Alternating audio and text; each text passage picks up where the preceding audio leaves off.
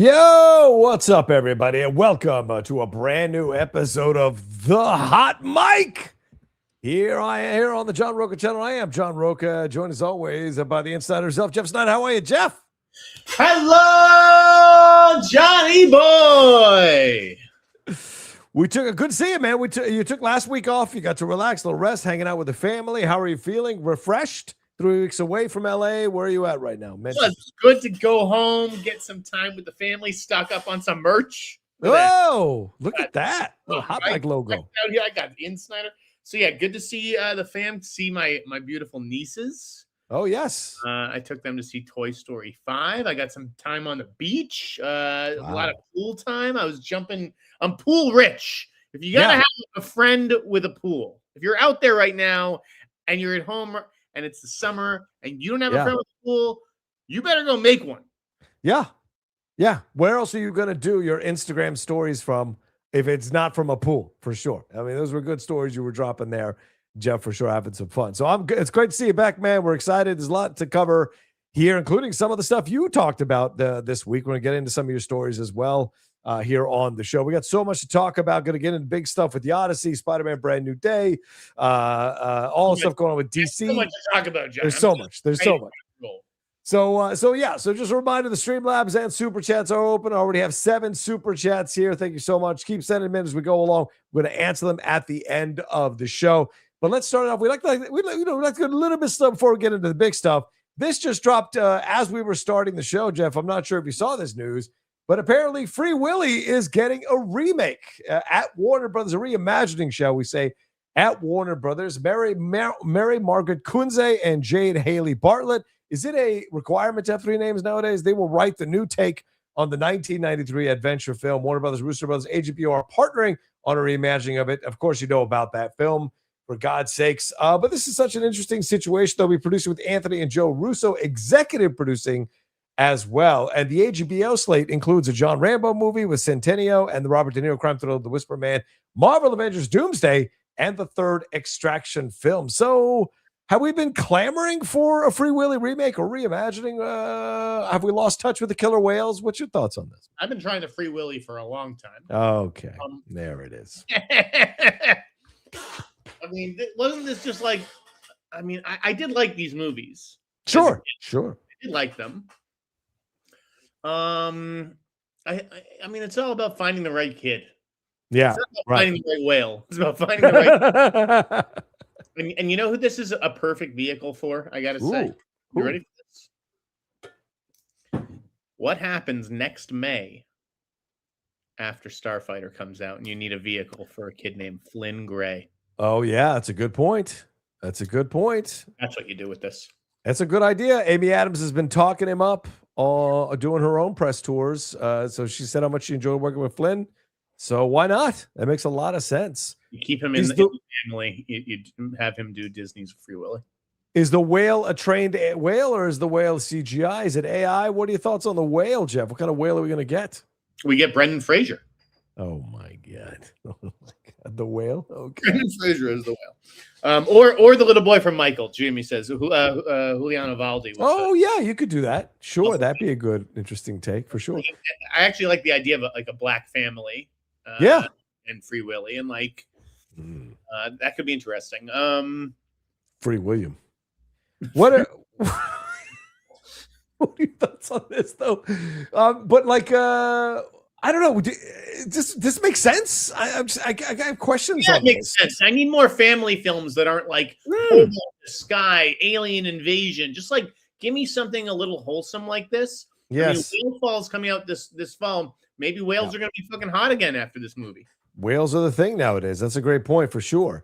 I also think, you're right to hit the family aspect of it all. We're seeing, some of these films that have a little more of the traditional family values type of approach or political bent. You see that with Young Washington overperforming like crazy at the box office. So certainly the family idea, the idea of coming back to family, re-embracing that stuff, getting people back into theater. That makes sense, You saw Washington twice. Yeah, sure you did.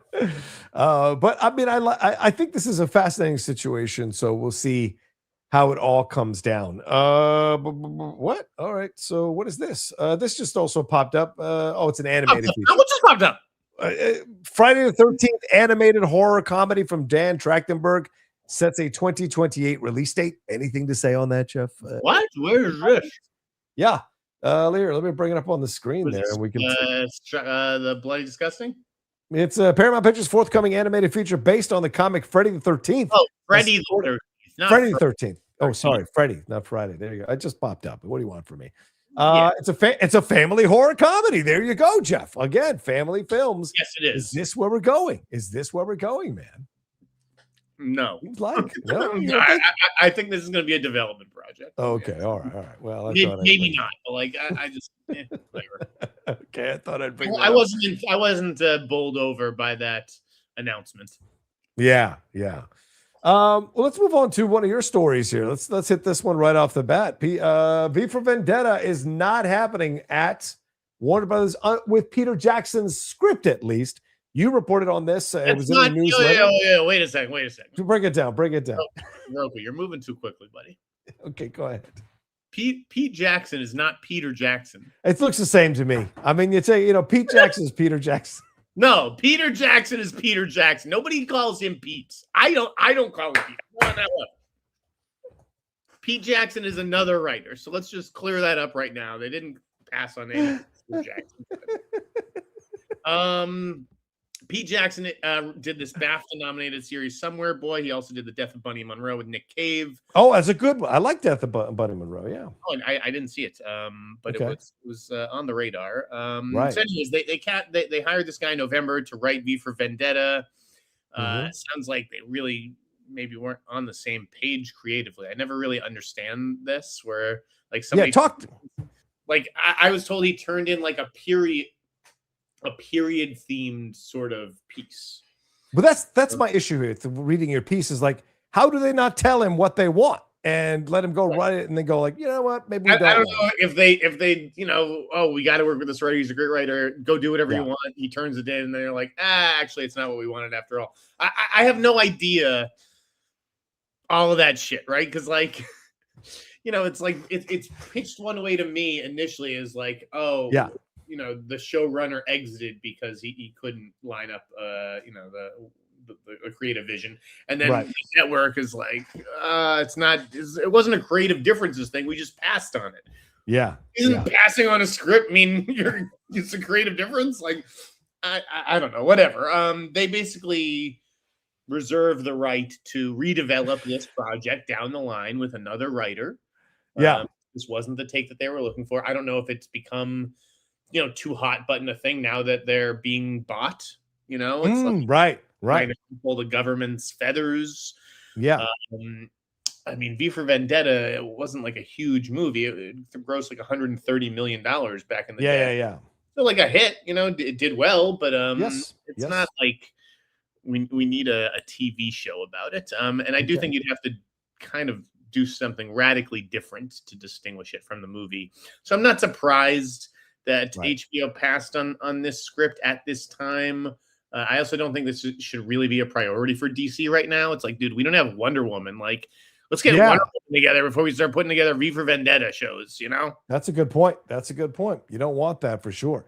I mean, this is Pete Jackson, as I said from the beginning, the writer here. This is the guy that did the job done. So not Peter Jackson. This is the Pete Jackson you're talking about. So yeah, I mean, it's odd to me reading your story, like how they wouldn't do this, but you're right. Maybe they're kicking the can down the road. And I just don't know that they would walk into this right now until the merger is over. And how would they want to handle this situation? By the way, a few state attorney generals are going to file a lawsuit, according to numerous reports, next week for this Paramount situation. So we'll see how that all shakes out. Which will be solved first, the Paramount Warner Brothers situation or the Kawhi Leonard aspiration situation? I feel like both of them are up in the air right now. Yeah, that's a good question. Actually, I think it's a Paramount thing. Right. So we'll see. Yeah. It was a little bit of an interesting DC update. So that was one of 3 DC updates that I got this week from a source. Yeah. Do you want to talk about the other one yet, or what's the second? What's the Do second? we want to talk about the main one, the Gorilla Grodd?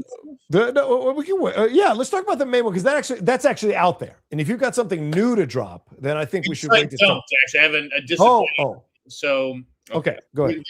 Here's what I'll say. Okay, we're gonna talk about Gorilla Grodd in a second, but I basically got somebody reached out and told me about Gorilla Grodd, Jimmy Tatro. Yes, told me a little bit about this V for Vendetta situation. Yeah. And they gave me a third thing, and that third thing was I was going to share with you, as I put in the newsletter today. On the newsletter, I said I'm going to drop a pretty hot rumor.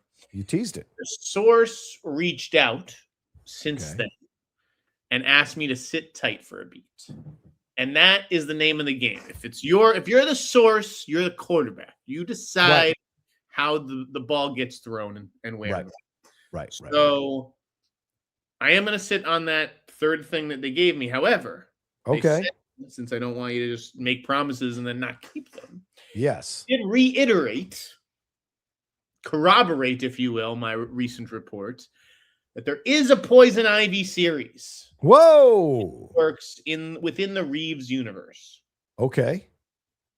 So I don't think that's news because we've sort of already talked about it on this podcast. But they did reiterate that is a real thing. So underlining it a few times that it is something. As for that other thing, you'll just have to wait a little bit while longer, maybe 2 or 3 weeks. Okay, all right. Someone just asked where they can get your sweater, Jeff. Here's the merch link. It is in the merch. Copy and paste and go get something. And it's in the YouTube description. And it's in the YouTube description. Yeah, I just want to make sure it's out there for people to get stuff. My newsletter, first line of the newsletter. You don't have to be. I mean, you have to subscribe to the newsletter or just go online to get it. But it's all there in that first sentence. There you go. It's all there in that first sentence. Yeah. All right. Well, let's talk about your Gorilla Grodd story here, Jimmy Tatro. I saw some news outlets try and take credit for your story here, Jeff. But you were the first person I saw on this. We had talked about it last week, even that you were sitting on this and waiting to drop it, and there it is. Jimmy Tatro in talks to play Gorilla Grodd in the Jimmy Olsen series. Some people, you seem to be really excited about it. Some people on the heels of Supergirl crashing and burning at the box office, and we'll get to the dramatic story that was written last week, said that it's DC not learning the lesson, and here they go again doing the small stuff. So what are your thoughts on this? I've always liked this guy. Yeah. I've liked him since American Vandal. I think he's kind of perfect for Gorilla Grodd. Right? You don't need a big name as that character. No. He's not going to see him. He's a rising star. Yes. He has a good voice. He has good comic timing. He knows the American Vandal guys, obviously. They have that connection because they're the ones doing the show. Right. I just think he's kind of like a good foil for Skylar Gisondo. Yeah. I really like this casting. I don't know. I mean, I assume he'll be doing like the mocap if that's the way that they're approaching this. I would imagine so. But yeah, I just like this whole idea of the show, right? I don't know if it'll be called DC Crime. Ultimately, people were pointing me to something James Gunn said that he would never let it be called DC Crime. I don't know, be called American Villain as a sort of hat tip to American Vandal. But either way, I like this outside the box approach to a Superman spinoff. I don't need the Mr. Terrific show right away. This is a little bit different. It speaks to the true crime craze. I like this mockumentary approach, especially with someone like Skylar Gisondo. Yeah, front and center. Well, does it also fly under the radar? Because no one's going to look at this series and be like, well, if this doesn't work, James Gunn's in trouble. You know what I'm saying? There's not that kind of energy probably around a series like this. Whereas Lanterns, people are already kind of like wondering if this is going to be good or not. And then you've got Clayface coming. And of course, Man of Tomorrow. So there's already this conversation over the last few days about where James Gunn's status is at DC. So something like this is more of a toss-off, a fun thing. Yes, you're introducing a villain that's going to be in the canon, but I don't think the expectations are quite the same. I mean, that's sort of what I wanted to address today.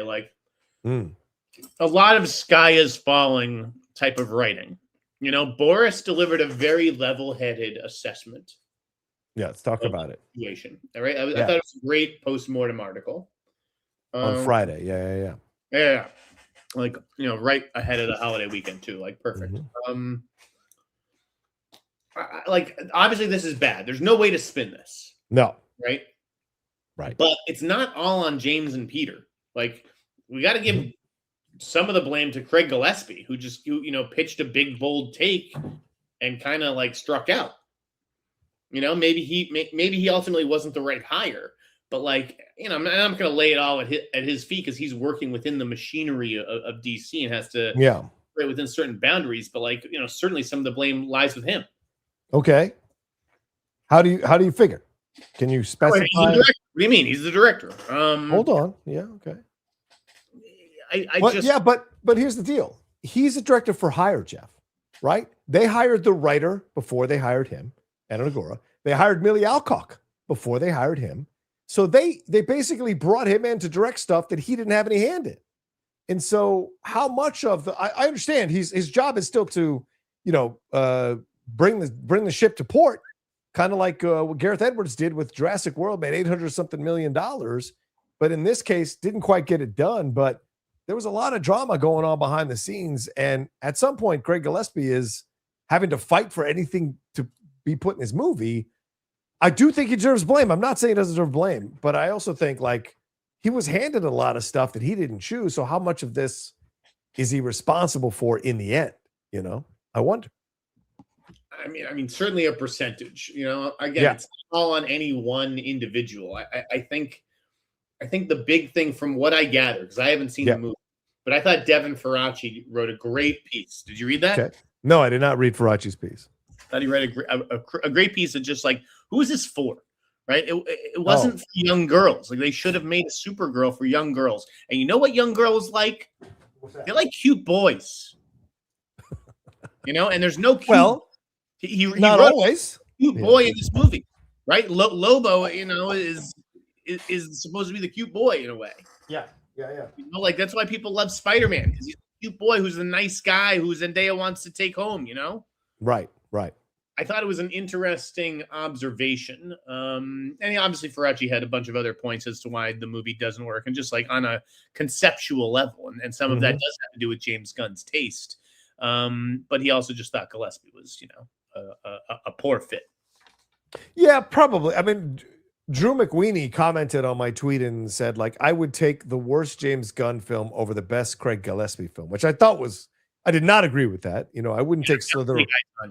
I wouldn't take Slither over I, Tonya, or Super over I, Tonya, and so I don't, or Cruella even.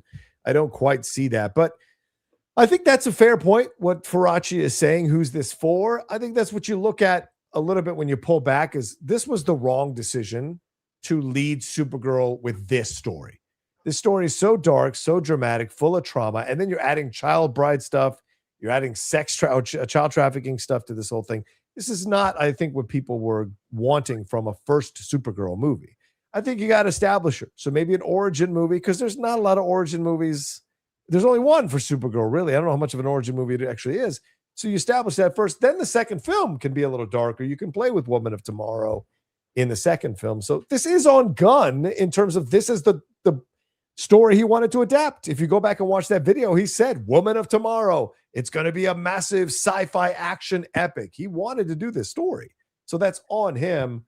And he did choose Gillespie. So I just don't blame James and Peter for trying to fix that movie, right? Like, it can get spun into their forcing certain decisions on them, but if their decisions are testing better, that's a democratic sort of way to do it, The question though, Jeff, is why did they stop tinkering with it and then just go like, well, here's the two cuts, fuck it, you guys vote on it in a test audience, let's go. Like, why not tinker it? You have to hit a release. You can't just be tinkering with it and try to get into perfection. It's like, hey, this movie kind of is what it is. Like, this is the best shape we can get it into. Right. I didn't go see it, not because I don't like female superhero movies or I don't particularly big Millie Alcock fan. The story just did not speak to me. Like, I had no interest in seeing the movie. Maybe if I'd gotten like a free invite to an early screening, maybe, but like, I was home in Boston. I had every opportunity to go see Supergirl. A lot of nights at home, just spent with Dad. Right. I had no interest. That's on the marketing. But for all the you talk about Chicken Little, all the writing of this kind of stuff, this goes back to what we talked about when this announcement was first announced for James Gunn. Like, how many of these filmmakers are gonna want to come work with James Gunn? And now here's a filmmaker who did come work with James Gunn, and in essence, they try to take the film away from him to a degree to try to save it. So if you're a director, do you want to walk back into these halls right now and work for James Gunn, knowing he's done 7 out of the 9-10 projects that you got coming out? Like, it's just an interesting situation. Does this narrative change when Clayface is a huge hit? Because that's the thing. This is what I'm getting at. The whole pro DC. Right. Okay, this is the stumbling block, and this is like karma for all the going on the internet and saying it. I know how to do everything. Blah blah blah. Right. The next movies are what? Clayface going to be a hit. Lanterns possibly. I think Lanterns is going to work for HBO. Have you seen it? No, I haven't. Okay. They have shared 4 episodes, I believe, with feature writers, long lead feature writers. I'm not one of those. Neither am I. Yeah. I'm not saying nothing. I've heard it's okay at the very least, right? Like it's certainly, I don't think it's like a disaster. I think it'll intrigue people. I think it'll perform well for HBO. Okay. I think they have a star in Aaron Pierre. Then you're gonna get Man of Tomorrow. Yes. Hit. That's gonna be a hit. Okay. Don't you think? I say, if you look at James Gunn's track record, I would say yes, because James Gunn directs films really well. I would say yes. David Corenswet is that character. Yes, they do, and they like Nicholas Hoult as Lex Luthor. You're not taking anything out of Superman. No, it's not like there's somebody big who's not like necessarily coming back. You're just adding Brainiac to that souffle, and probably Wonder Woman too. Right, but you're adding a character, a actor again who is not known to too many people, and is kind of similar to the actor that was in Supergirl. Much better known than Krem from Supergirl. Okay, right. Okay. So I think there's a much more excitement about seeing that character finally on the big screen. Agreed. So Superman, Man of Tomorrow, I think that's a hit. Batman, hit. That's got nothing to do with James Gunn, though. That's got nothing to do with James. No, but it's DC. It's DC. Sure. So to me, that's four Clayface, Lanterns, Superman 2, Batman 2. That's 4 hits. So yeah, this is a stumbling block, but I don't think it's a sign of like, oh, now everything that they do isn't going to work. Well, that's fair, but I mean, it wasn't like Supergirl's in a vacuum, right? Like, people didn't like the season 2 of Peacemaker ending, and the ratings were way down from season 1. People didn't like the ending of Creature Commandos, the people who watched it, right? Superman is liked, but people thought it was going to do much more than it did, but it did revitalize the brand. And now you have this Supergirl debacle in when it's come out. But then they're attacking this idea of the plan of going with these smaller characters, like you said, DC Crime, whatever it's going to be called. You've got the Bane Deathstroke movie that's still happening. And so you have these questions around all of this stuff. And then the Batman stuff is still sitting out there as this massive elephant in the room about how to deal with it. But what I'm saying is, if people are starting to lose faith in James Gunn, how many people are going to see Clayface? Even if it got good reviews, what if Clayface doesn't do that well? What if it only makes $60 million on a $40 million budget, or 70 or 80 even? Give it 80. And then if Lanterns comes out and the ratings aren't that high because people don't like the series overall, that also hurts James Gunn. So by the time Man of Tomorrow comes around, it could be like James Gunn saving your job or you're fired, I'd be willing to put it all on Clayface. I'd be willing to put it all on Clayface and say, wow, work, goodbye. But yeah, and just say, hey, if this is another example of where you want to take this universe and no one connects with this character, then you know what? Let's keep you around to direct these Superman movies, but we'll find somebody else to map out this universe. I'm saying I think Clayface is going to absolutely work. Yeah. He had a choice. He had a decision to make. Okay. Do I make Sergeant Rock, Luke Guadagnino, and Colin Farrell, and a budget that was probably $75 million? Right. Clayface, I don't know who's starring in it. And when I cast a star, no one's going to know who it is. Right. Okay. Some director who's not Luca Guadagnino. Right. But it's $40 million and it's horror. That to me is a smart studio head. Okay. It's not about who your director is. Tough one. I had to pull the plug. Sorry, Colin. Had to pull the plug. This movie at $40 million in horror audiences show up. They come out. So I think it's absolutely going to be a huge win. It'll probably make back its budget in its opening weekend. Who are we kidding? You have a lot of faith in this movie, man. I have a lot of faith in Clayface. I do. I don't know that I have, and I'll tell you why. Because it's not a straight horror film. It is in the DC universe. This isn't Backrooms or Obsession or whatever that TV show horror trailer that dropped this week. That's not. This is something that has to adhere to some DC situations. And if Batman's going to be in this movie, then that removes it from being a horror even more so. It makes it something different. So I don't know necessarily that the horror audience is going to run to an establishment Warner Brothers type of situation, IP franchise type of situation. I don't know. I'm not saying you're wrong, nor am I doubting you. I'm just saying there's a possibility it doesn't do as well as people think it's going to do because they don't see it necessarily as straight horror. I don't know. I think this is the horror event of the fall. Really? Okay. I mean, the only other one I can think of is on Peacock. So can you even call that an event? No. But someone asked this question really well. Trash Panda asked the same question that Farachi asked. Who is Clayface for? It's for the same people that powered Joker to $1 billion. But that had Joaquin Phoenix. This guy's unknown. That's interesting, though. Could be. You never know. Could be. Dollars, or was it? Huh? Was Joker $1 billion? Or was Joker made $1 billion. Joker made $1 billion. Yeah, people were surprised by that. Resident Evil is obviously big, guys. But yeah. I mean, it's very big, but yeah. I kind of think Clayface is right there. Okay, so you're saying people are being a little too chicken little about James Gunn. Yes, but you're also saying if Clayface shits the bed, then they got to get him out. You can't go 1 for 3, right? 1 for 3 that gets you bounced out of this business. Look at Richard Kelly. True. So this was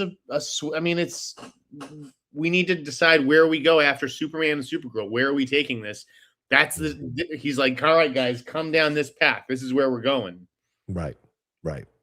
Yeah, like if that leads you into the swamp and you get stuck in the mud, you want someone who's going to be like, all right, we got to turn around and go back the way we came. You know what I mean? Yeah. You can't keep going. So I think it's all on that, and I think he's going to be fun.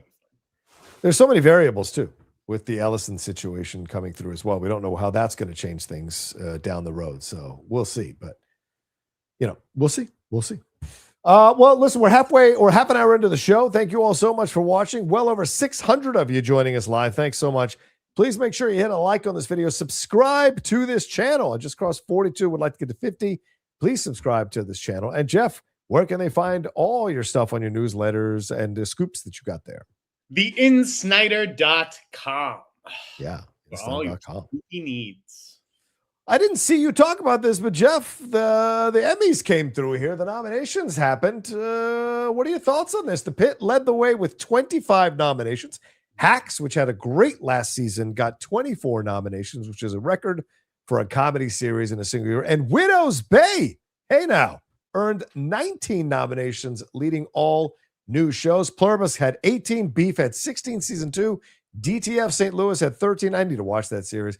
Saturday Night Live and Spider Noir both got 11 apiece. So some good stuff there, Jeff. Overall, yes. Your thoughts? Yeah, the thing I was most excited about was Mariska Hargitay hosting. I thought that was great. She's a great choice. Yeah. I love her. I'm the only guy who still watches SVU on a weekly basis. I don't think you're the only guy who wouldn't be on. It wouldn't be still on TV. Right. I'm the only guy who's going to admit to it on a podcast. Oh, fair.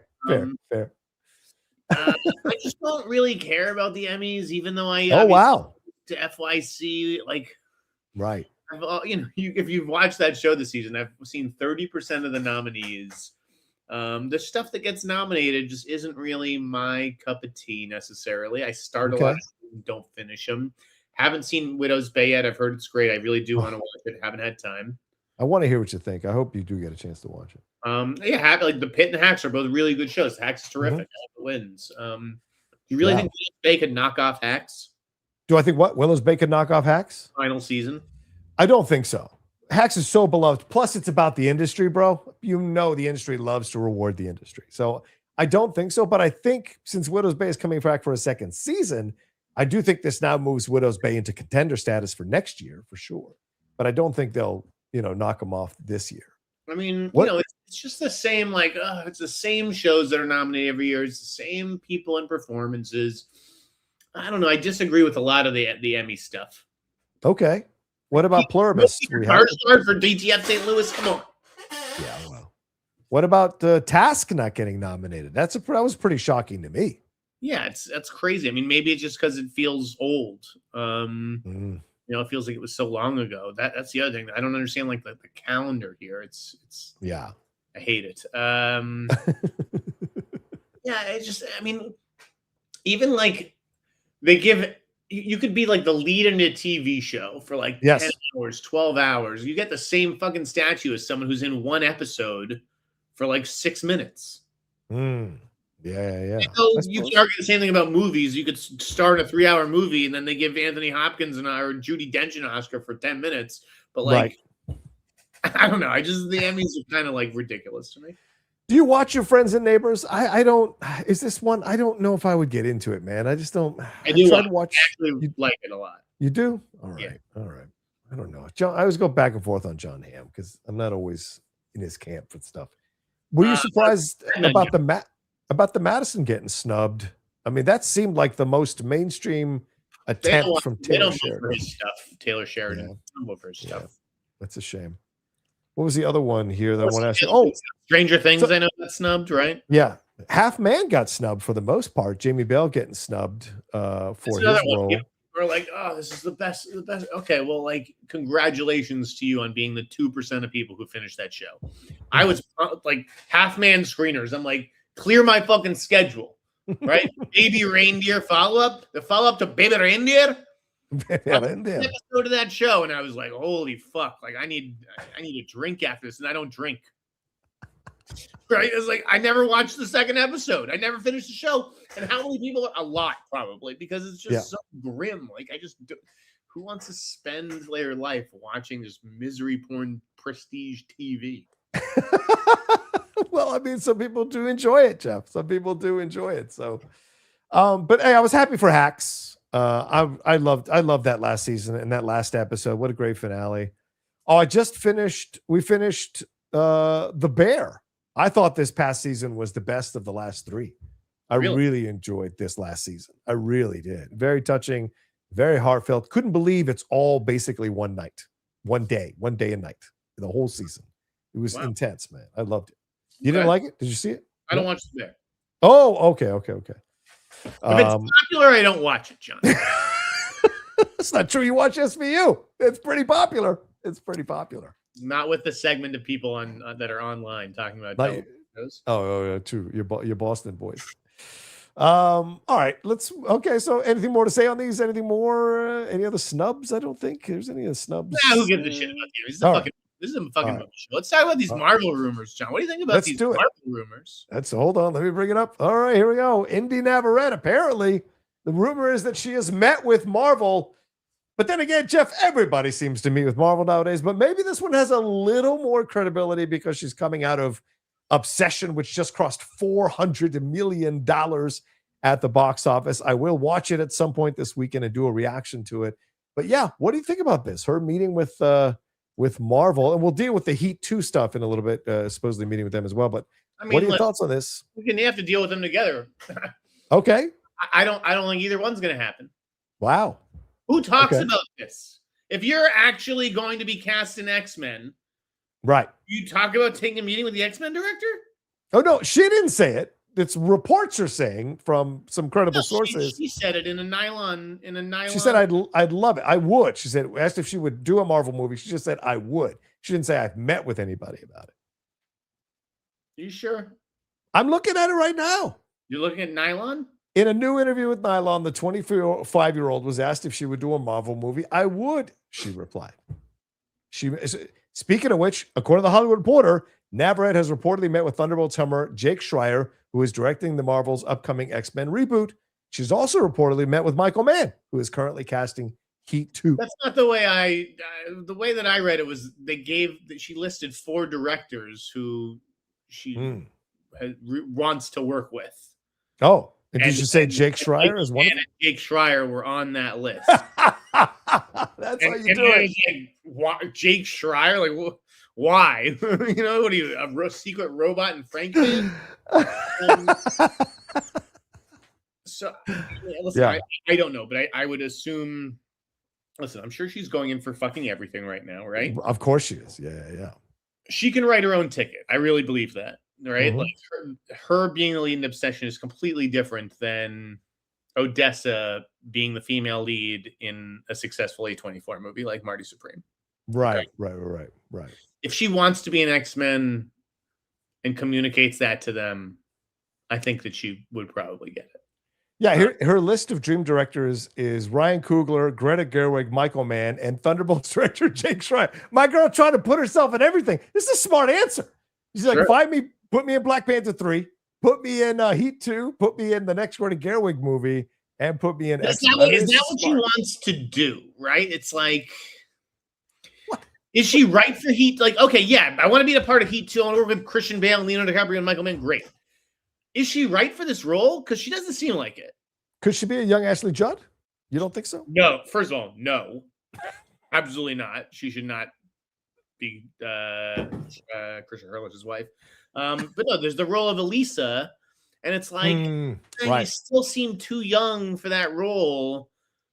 I don't really see you opposite like Stephen Graham. So I just don't think that she's right for Heat 2. X-Men is like a crapshoot. Like, yeah, you could fit her into any one of these characters, but it's like, is that really what you want to do? Is go run off to Marvel and be like a Marvel girl and a slave to that universe for the next decade? I don't know if that's the best play. I mean, Jennifer Lawrence did it, right? Right when she was. And look at Jennifer Lawrence now. Well, true, but she got a couple of Oscars out of it, didn't she? Or a few nominations and an Oscar. I just argued in the newsletter that Inde should be taking over some of Jennifer Lawrence's projects at Apple because everything Apple has is with Jennifer Lawrence. And guys, she can't star in everything. And, you know, when was the last time she had a movie that cracked $400 million? I can tell you it was a decade ago. It was 2016's X-Men Apocalypse, which is an X-Men movie. So which is an ensemble film. Yeah, exactly. She doesn't have a $400 million movie like Inde Navarette. You know, it's just. Yeah. I'm sure X-Men is the answer. I know that it is obviously for certain actors. Right. I don't know. But maybe this is but I think you might be right for a different reason though, Jeff. I mean, Sadie Sink is going to be the lead of this X-Men movie with whoever's playing Cyclops. So she in essence will be playing part of an ensemble piece, but it won't be her leading the way, right? So if you're Inde Navarette coming out of a film that made $400 million, where everyone is talking about you and everyone wants to meet with you, are you going to take a role where you're playing third or fourth banana in an X-Men movie? I don't think that you would do that. So that's where my mind goes to. Although she mentions Jake Schreier, which I think she wanted to get tongues wagging, which her PR agent probably said, mention these 4 because this will get you some attention. I think in the end, there's no way she would take the role and be like third or fourth on the list. It doesn't make sense where she's at right now. And I'm looking at it and look, some people are like, well, an actor wants that. Listen, this is Hollywood, man. It's a whole nother fucking ballgame. It's about establishing yourself and getting people to understand you want to be a lead. Taking a third or fourth part on the call sheet isn't going to help you get that lead, you know? Yeah. I don't think it's right for her. But you know what's not necessarily wrong? Oh, go ahead. Yeah. You can see her being a Bond girl. Ooh. Yeah. I mean, she's 25. She's in that age range. She's certainly phenomenally attractive. So, yeah, I could see that. We're working with Denis, not Jake Schreier. Yeah. Karen says it right there. I would say Denis Villeneuve for Bond. Yeah. Yeah. No, yeah. I'm not trying to rag on Jake Schreier here. You're right. There are other things to aspire to than X-Men.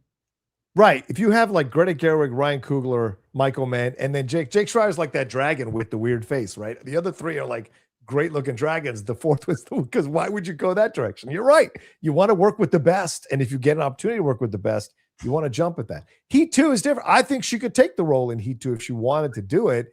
And that is an ensemble piece. She's not the lead, but there's a prestige factor to that that's different from X-Men. And so I think there could be something with that. But the Bond film, that's a great idea, man. That is a great idea.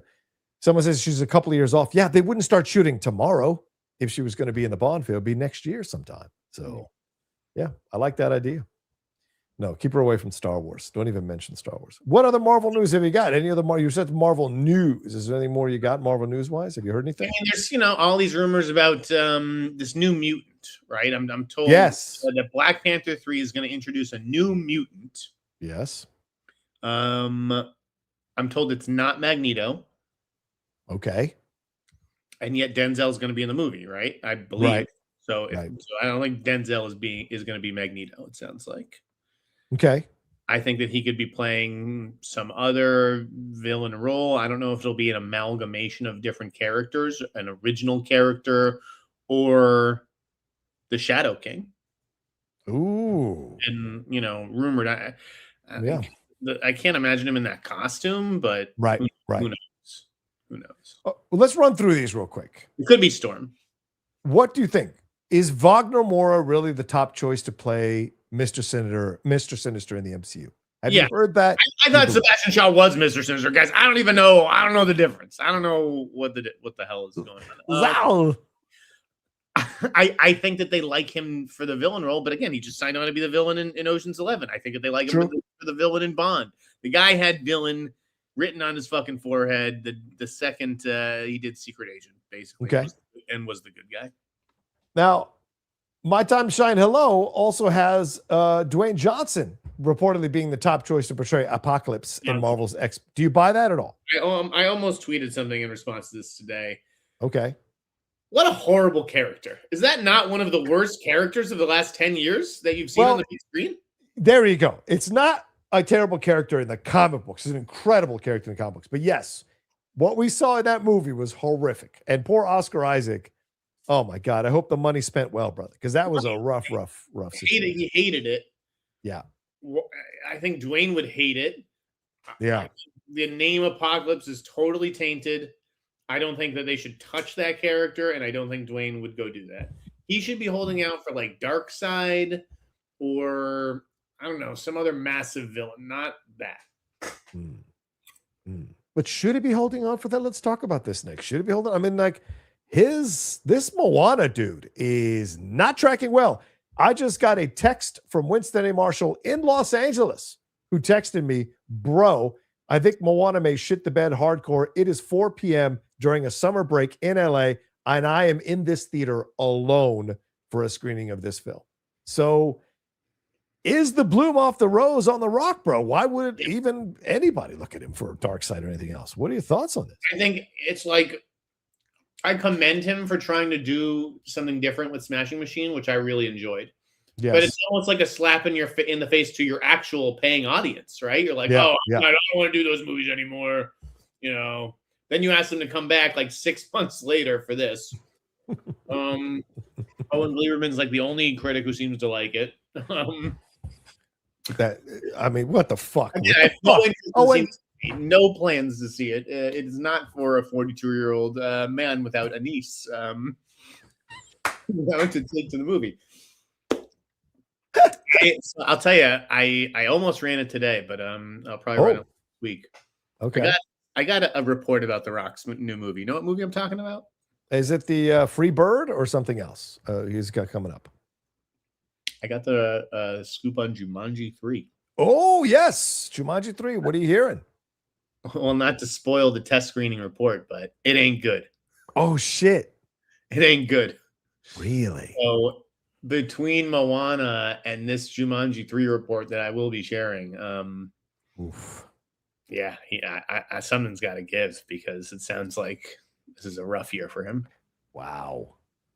Yeah, because right now, if I'm looking at the numbers correctly, Moana was it's currently projected to have a limp $40 million opening weekend based on ticket sales. It was a $250 million budgeted movie, and now the Rotten Tomatoes for the film is at 32%, as you said. Owen Gleiberman being the only one of note who seems to like it. 44 on Metacritic. And it's looking like it's going to lose a lot of money. Like that people are not going to come see this movie. And I'm hearing, Owen is the only one who seems to be positive about The Rock's performance. Just about every review I read is saying he's sleepwalking through the whole damn movie, and that the girl is the reason to see the film, and the grandma, but not much else.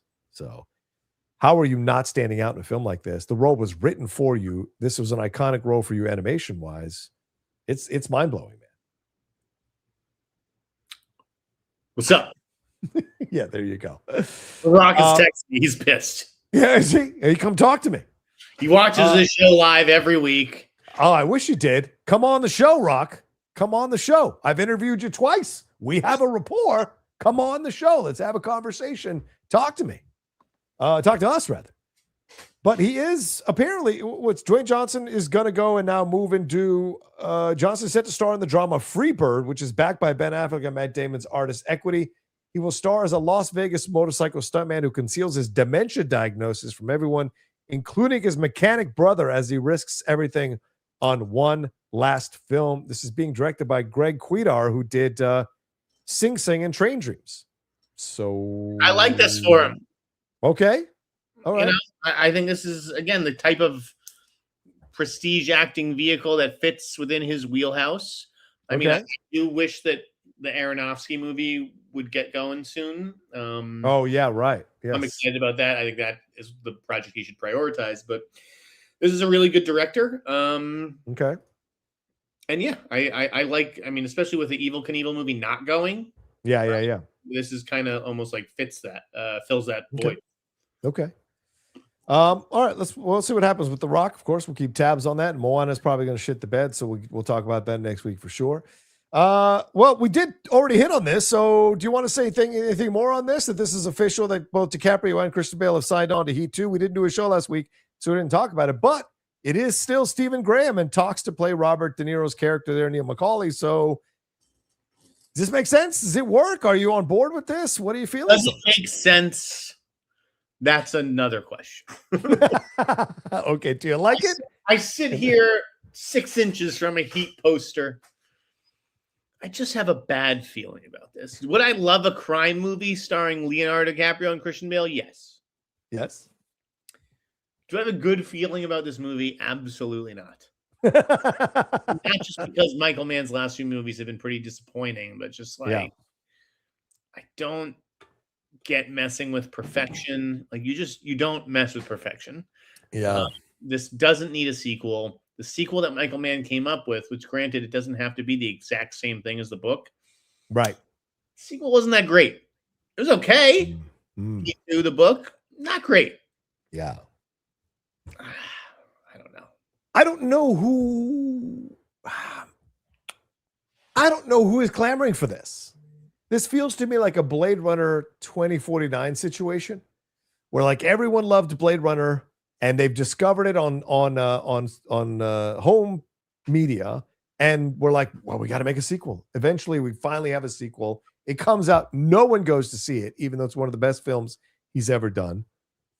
And I wonder if the same thing will happen here. It's not like he did well, but it didn't blow the doors off the box office. So there's a possibility that this is fair that people don't necessarily want to see in a theater. And for the amount of money Michael Mann is asking for, I don't know necessarily that it'll be a hit. You know, Crime 101 got great reviews. Nobody went to see that fucking movie. I mean, a hit. Listen, I don't care if it's a hit, right? Like, what do you give a shit? Like, I don't want Heat 3. So, like, I don't care if women don't show up to this movie because they don't, show up to crime movies or they have to get dragged. I care if it's good. And if it's even like half as good as Heat, I'll take it. Okay. But is it worthy of the title and these characters? Like the story that I'm aware of is not. Right. But are you being like a Star Wars fan? Are you being one of those Star Wars fans? Like you can't recast Luke. You can't recast Leia. Are you being that way about De Niro, Pacino, and Kilmer? Are you being like, you can't recast these guys? Are you being that way a little bit like that? Yes. Okay. Yes. I'm just asking. That is my Star Wars. I'm not afraid to be like defensive about it. This is my Star Wars. These characters. That's totally fair. so that's why I'm nervous. As well, you should be. The actors are all great. I mean, you can't argue with Leo, Bale, and Stephen Graham, who I've heard is fantastic in the new Apple series Nocturne with Liev Schreiber. Ooh, okay. Where he's going to be playing a serial killer who's terrorizing him and Zazie Beetz. That makes sense. So, like, you know, he's always been a great actor. Yes. I just don't know if he's like the way I picture Neil McCauley. Well, he did play Capone, and De Niro played Capone. So I don't know, maybe. Yeah, I'd heard it was trending that way with Driver to play Wardell. Okay. All right. Kind of a bummer because I do think he would have been an interesting Neil McCauley. Yeah, I agree. Because he's got that kind of like quiet menace to him when he needs it. Yeah, that's a good point. All right, let's move on to some other films here, Jeff. Big films. We just had the Dune 3 official trailer drop this week. I, for some reason, thought it was the third trailer. I think I'd read that somewhere, so I said third trailer, and on my reaction, a few people have come after me for that. So I want to officially say it is the official trailer. There was a teaser trailer, but I did see the 7 minutes of CinemaCon, so maybe I got confused there. But Jeff, didn't watch it. Let me stop you right now. Didn't watch it. Why? Why would I? Because I don't know. You. This is as close you're going to get to the movie till the movie comes out. I mean, I saw the 7 minutes at CinemaCon. I was sold. It looks amazing. I don't need to see another trailer that ruins more of this movie. Like, yeah, well, I love trailers and I want to see what movies look like. But once I get that impression, like, I don't need to see second, third, fourth trailers. Like, yeah, okay. Well, this was the first official, so it wasn't. Yeah, okay. Well, I thought it was epic as fuck. I think it immediately vaulted into the number one spot for Best Picture, just off of this trailer. Yeah, I saw the 7 minutes of CinemaCon like you did, Jeff. We loved it. But like, I think this trailer even more so, which has more footage and different footage. I immediately came away from this trailer going, "This is Best Picture winner right here." It's not even a question.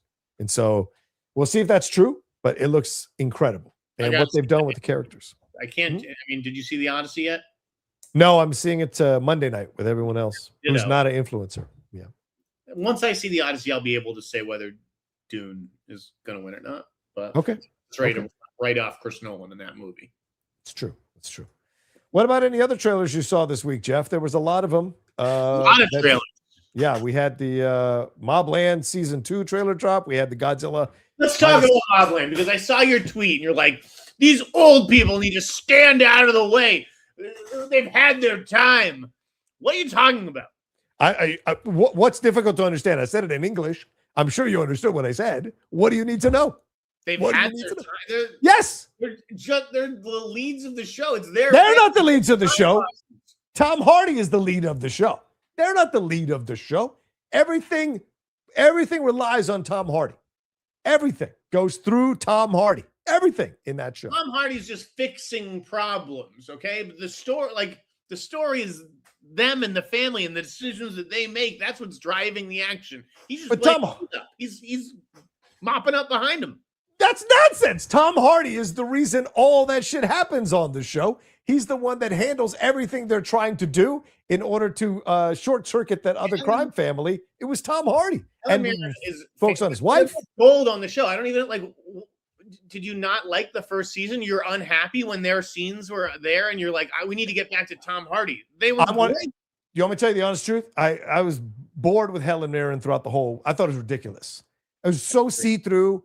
It felt almost at times like a Taylor Sheridan, Tulsa King type of storyline where you're like, look, I'm going to buy it because it's in the show, but like it really is see-through, And so I never liked anything with, it was so obvious. Like the thing is, you can't make it so obvious in episode 1 that anybody with half a brain in that family would have realized what she was doing.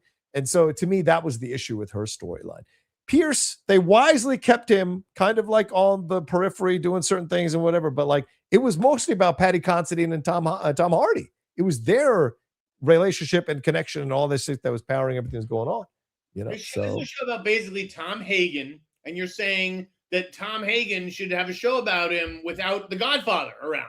But it's What do you mean? Wait a minute. Are you trying to tell me that you think Tom Hardy in the movie is fucking Tom Hagen, the lawyer who is preaching peace and calm and not getting his hands dirty? He's the number 2. He's the right-hand trusted guy. Yes. No, he is the, what do you call it? He is the hammer. He's the hammer of the whole situation. And no, I know he's not going to take over the family. I know that. You can't have the a family, show with Pierce Brosnan or with them. I'm not saying they can't be in the show. I just said seeing Pierce Brosnan with double machine gun, that was ridiculous, Jeff. Okay, it was ridiculous. It's just too much. It's too much. It's just too much because I think this could be a fucking badass, gritty show. But seeing him going, yeah, double 50, motherfucker, I just get the fuck out of here. You know, it's too ridiculous. Show's a blast. What are the other trailers that came out? So you stopped me from looking them up because you had to ask some questions. Hold on. Let's see here. Did you see the Bad Apples trailer? The Saoirse Ronan one? No? Okay, Idiots. Did you see the Idiots? The Dave Franco, O'Shea Jackson one? Great energy. I'm excited for that movie. Yes, me too. This is essentially Seth and James, right? They just replaced it with O'Shea and his brother Dave. It's legitimately the same thing. You could see. Godzilla Minus Zero. Did you see that? Mason Thames, who's in that movie. That kid is great. That kid is going to win an Oscar before it's all over. Trust me on that. I put money on that. He's being rumored for X-Men, apparently. Oh, I could see that. He'd be a great Cyclops. Or maybe even Wolverine if they want to fuck around, but he's too tall. Grow into it a little bit, but yeah, maybe. Godzilla Minus Zero? Wolverine. I'm just throwing things out there. Did you see the Godzilla Minus Zero? Yes or no? Yeah, that was the same footage we saw at CinemaCon, I think. Yes. It looked fine. What about Buddy, the 30-second horror teaser we got? Right? I like that. I'm looking forward to that. I like the full trailer for Hope. Yes, that was good. Yes. What did you think about that story today that Oh wait, The Wrong Girls. Did you see The Wrong Girls trailer? Horrific trailer. Yeah.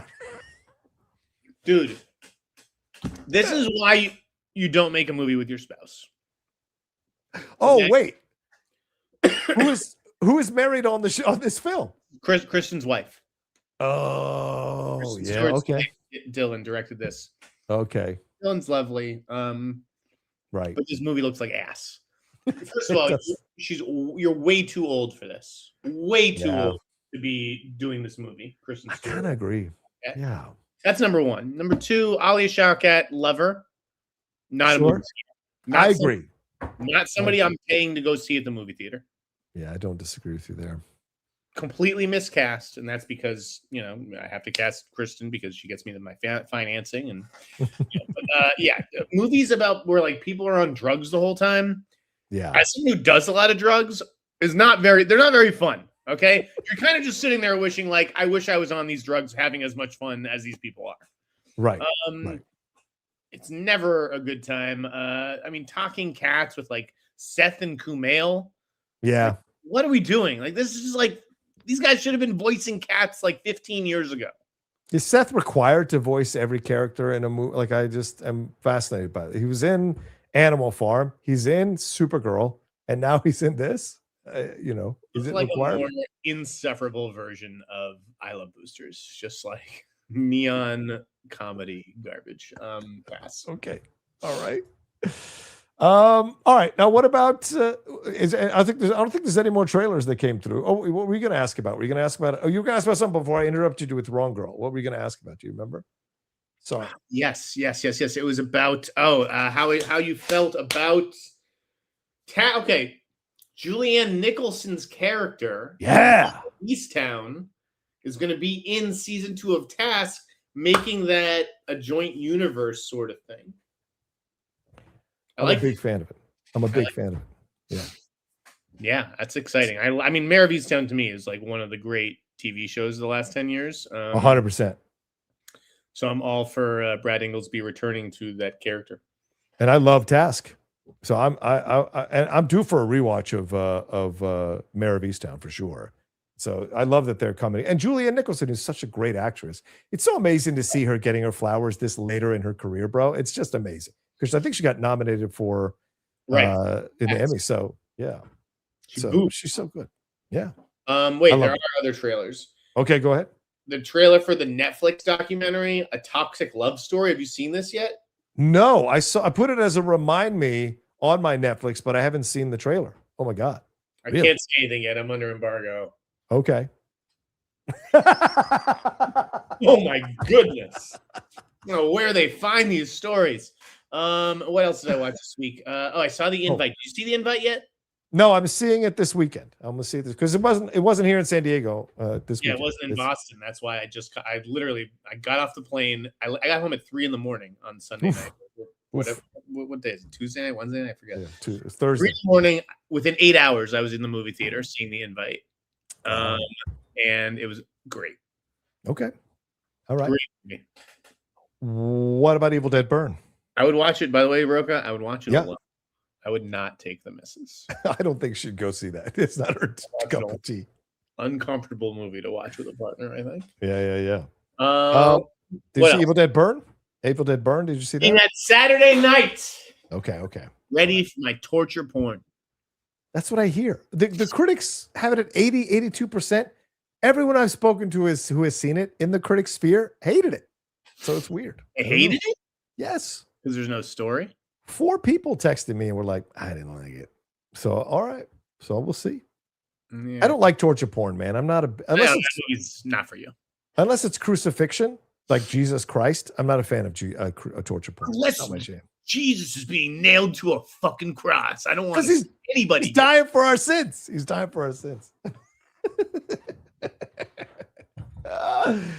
Wait, we can't leave. I know we're an hour in, but we haven't even gotten to the fucking Odyssey, bro. The Odyssey, bro. The first reactions are out. What's there to get into? Greatest movie ever. Next. No,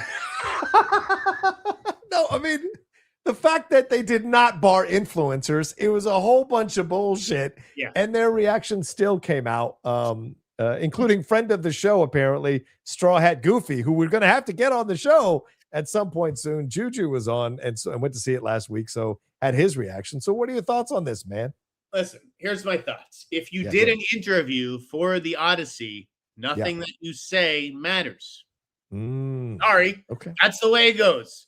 If you did an interview with someone for the Odyssey and you said you love the Odyssey, that's great. I just don't care that you love the Odyssey. It means nothing. Right.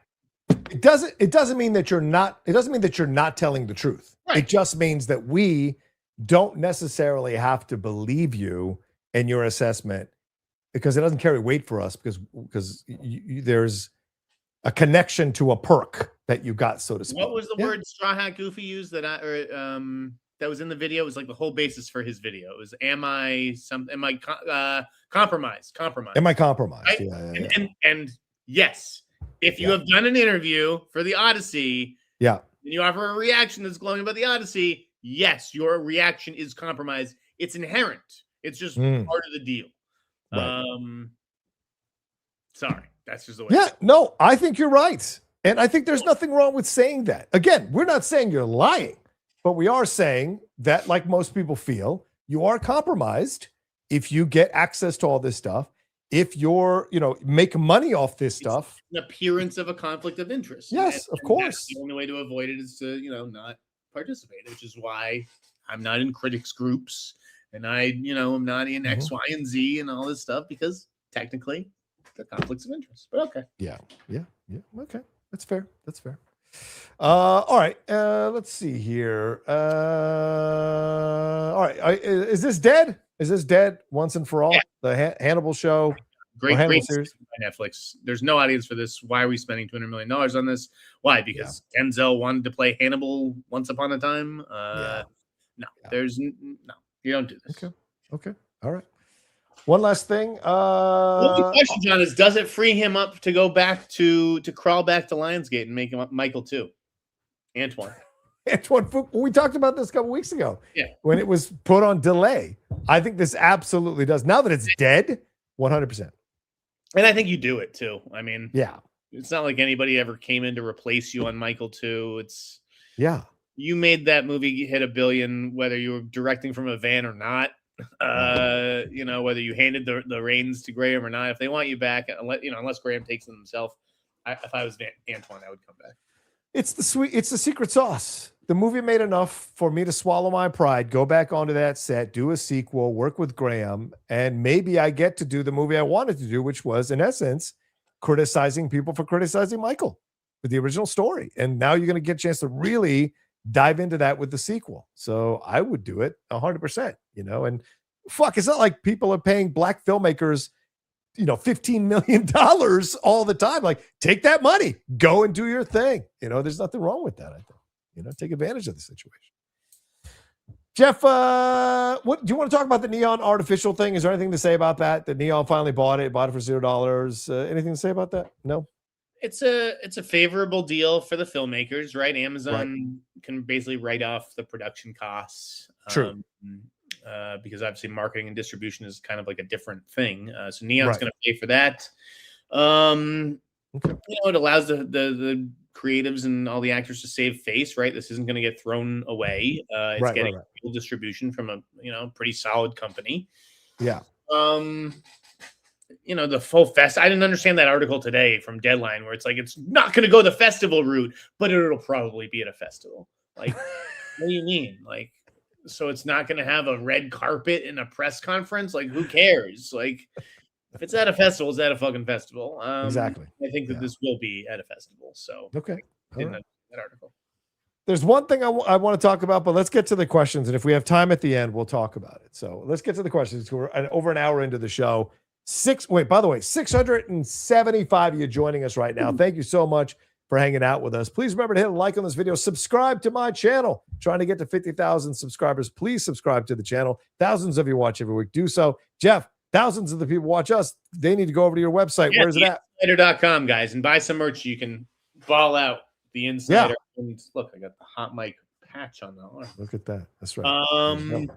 Real quick, did you see, before you get into your topic, did you see what I wrote about the Spider-Man box office tracking? Yes, I saw you say that the Deadline article is ridiculous and that it's probably going to come closer to 260, you think? Yeah. Possibly. I mean, so, yeah. I think you're right, by the way. Yeah, 180 is just such like a ridiculous lowball, which is probably being fed to them from Sony. And they can argue, yeah, it's 3 weeks out. Like, this number's going to rise. Right. It's obviously going to do way more than 180, 190. Come on.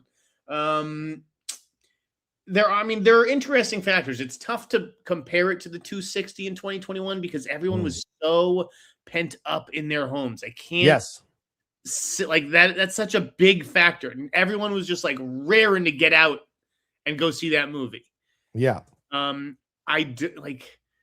a lot of curiosity about the story. I still don't have any fucking idea what this movie's about. And I'm Sneider. A lot of curiosity around Sadie Sink, and I know the people who watch our show probably know who she's playing, but I think that the general public, there's still a lot of mystery that Sony, I have to give Sony and Marvel credit for keeping. So there are elements as to why I could see this movie really working, but also, there does seem to be a little bit of fatigue. The Odyssey is still, going to be in theaters. This will be its third weekend. And again, sometimes when a movie is a huge hit like the Odyssey is going to be, it gets people excited to go back to the movies. Right. Like the way that Barbenheimer fed, those two movies fed each other. But I don't know if it'll hit the same as No Way Home. Do you think it'll go higher than No Way Home? 260. Here's what I think. I think it's very possible. And you know why? Because so many of these big tentpole pictures have underperformed, and we can throw in Moana now, it seems like. And so people have money. They didn't go and spend their money over and over again to go see these movies, right? Mando and Grogu, Masters of the Universe, Supergirl. A lot of these films have fallen flat on their faces. Yeah, Obsessions did well. Backrooms did well. Maybe some of the money. Some of the money went there. But yeah. But I think it has a real chance at hitting the 260 because people are starved for a movie like this. And it's a 4-quadrant film. And you've got Punisher, and you've got Hulk, and you've got The Hand, and you've got X-Men stuff. Like, that just screams you've got to see it opening weekend to talk about it. So yeah, I think 100%. And especially if the reviews or the first reactions are through the roof, 100%. I do think that those could make a difference here, at least to the casual Spider-Man fans. Right? Yeah. 100%. Yeah. And it's very, very possible. Inflation, right? Like, that's going to help give this movie a boost, even if it's $10 or $20 million that Right. If the admissions were the exact same, maybe the number's 10 or 20 higher. I think it'll be interesting. I'm not prepared to say it's definitely going to top 260, but I think it'll come very close. And 180, 190 is a joke. Oh yeah, I agree. 270. I'll say 275 just to be crazy. I'll say that. All right, let's get to the questions here. Colts says, love Jeff's newsletter on Ben and Matt's 84 Olympics series. Any chance you can share the show's angle, or is it still too early? What is this, Joe? I didn't read this one. What is this? I don't have any angle. Literally, so I concluded this week I got a 19-page document, a couple weeks ago. I've been sharing the studio mandates. So I did share this one. Artist Equities. That was in the indie studio mandates one, which was also really interesting because it's like people generally know like what Universal or Disney are looking for. Right. Has any fucking idea like what Artist Equity is looking for, or some of these other smaller indie companies. So that was actually one of the more successful installments in that series. It was all right there, Colt. So like I didn't mess with the document. All that was in there was that they're developing a show about the 84 Olympics. There were no other details. Obviously they weren't volunteering any additional details right out. So I'll let you know. It's good to know that you're interested in it, and I'll keep you posted if I hear anything. But I got nothing else. As someone who lived through the '84 Olympics, I think there's so many great stories, and the Bud Greenspan documentary on the '84 Olympics is a must-watch. So, and it makes sense with the Olympics coming to us in 2 years in LA or in Southern California. It makes all the sense in the world to do a series that kind of coincides with that. Smart. How old were you at the '84 Olympics? 30, 40? I still look younger than you, bitch. Anyway, let's go. Sam says, is it me or does the social reckoning look blend? Why are these three successful actors coming off big roles doing this? Generally concerned about it. Well, because it's fucking Aaron Sorkin and it's a drama piece that could get you Oscars love. That's really the only reason that's there, I would say. Jeff? Why are they doing this? Money. And I think the chance to recite some Aaron Sorkin dialogue and maybe, play a part in a movie that could open a lot of eyeballs to wrongdoing in this world. But I too am nervous. Again, you just can't help but compare it to The Social Network, and it doesn't look nearly as good. I just think that the story itself doesn't seem all that interesting. It would have been interesting if it hit 5 years ago, right? They like waited too long to tell it. Mikey Madison, Jeremy Allen White. I'm pretty nervous, I have to say. Yeah, that's fair. I agree. It's just a reminder to send in your Streamlabs and Super Chats as we go along. We will answer them as they come in here. Only 28, 29 of them. Come on, everybody. Send in your love. We're back after 2 weeks. You've been holding on to your money, so send us some love here. On the show. It's like when you're watching a trailer for a drama like that, a prestige drama, and Bill Burr is the best one in the trailer. It's okay to be nervous. Yeah, I agree. That's fair. Sam says, as a big football fan, I'm super happy we're getting Mr. Irrelevant at Madden soon. Do you guys see these movies going to the Oscars? Maybe. I think, Jeff, you can answer this a little bit better than I can. Yeah, I think Mr. Irrelevant probably has a better chance than Madden. I don't even know if Madden's getting a theatrical release. Could be Prime. Yeah, that might just be a Prime Video release, which is wild to think about with Nick Cage and Christian Bale and David O. Russell. But I think Mr. Irrelevant, I've heard it's been testing through the roof. It looked great. The trailer that we saw at CinemaCon was fantastic. With a little bit of luck, I think it could be a contender. Yeah, there you go. That's the thing. We give all these movies the benefit of the doubt every year. This is coming out. This is coming out. This is going to be great. This is going to be great. And then 6 out of 10 of those movies are not very good. True. Very true. Well, look what's happening this summer, for God's sakes. Joseph Claps says, with a lot of movies underperforming so far this summer, how do you both think the rest of the summer and the year will play out? Also, what do you think the future of James Cameron's Avatar is after Avatar 5? You guys are great. Fuck, I hope he's done with it after Avatar 5. I gotta be honest. I can't. Maybe someone else takes it over after James Cameron's death. I don't know. I don't think not that we're wishing that. I don't think anything will happen after Avatar 5 for a while. And we might not even get to Avatar 5 if Avatar 4 crashes and burns. So, how do I think the rest of the year will play out, box office wise? Sure. I think Resident Evil and Clayface will be hits. I think Spider-Man are going to really work. I don't have the best feeling about that Ewan McGregor movie. Okay. We'll see. Maybe that could surprise, but that's, I think maybe too expensive. What else? What else is coming out? The End of Oak Street. Do you think that's going to do anything? That's the movie I was just talking about. Oh, sorry. Oh, Jared Johnson just showed up. Thank you. I don't know what movie. Jumanji's not going to do very well. Dog Stars, is that going to do any well? I think all these August movies are fucked. Yeah. I'll be curious how actually Eli Roth's Ice Cream Man movie does. Because I wonder if that could put up some numbers given how hot horror is and just how hot like Terrifier is. Because that's a deep movie, and he could use a W. Yeah. How to rob a bank? Could that be a surprise hit, or do you think that'll? I've heard it's good. I've heard like good things about that movie, but I think that's going to be a challenge. I mean, Digger and Social Reckoning back to back. That is going to be very interesting. I think they're really trying to like appeal to like the red states with that movie, oddly enough. Oh, okay. I just don't think that that's how you get that message home, even with Tom Cruise. Like, I'm nervous about that one. They can't all these big swings, from Warner Brothers. Granted, they've had their misses like The Bride and Mickey 17, but I think this is the one that's going to bite them. We'll see. Yeah, I think August and September we're going to hit some rough days, and then October I think it'll start to pick up a little bit, and then November. But I don't know if this is going to be a good year for movies, Jeff. That's what I feel like. I don't know if the prestige films coming out in the fall necessarily have my attention the way that like Odyssey does or Dune does, as really kind of banging out awards with the big boys. I don't know. Sneak up on us, I think. I think it's going to be the movies like Being Human, which was announced as the opening night TIFF. Right. That's supposed to be a really good like disability drama from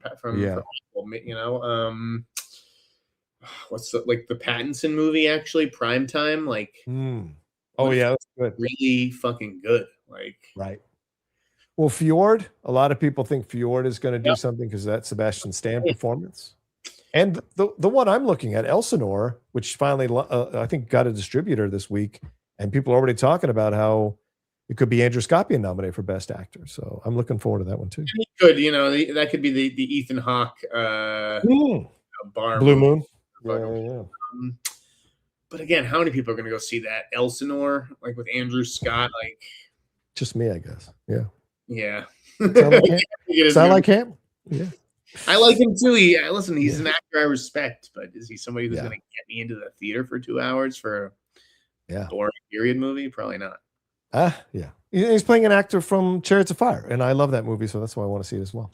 Sam says, last one from me, but American Vandal was really great in my opinion. I know a lot of fans are confused about a Jimmy Olsen Gorilla Grodd show coming before Batman and Wonder Woman, but this could really be awesome and original. Thanks as always for the awesome show, guys. Thank you, Sam, for the kind contributions.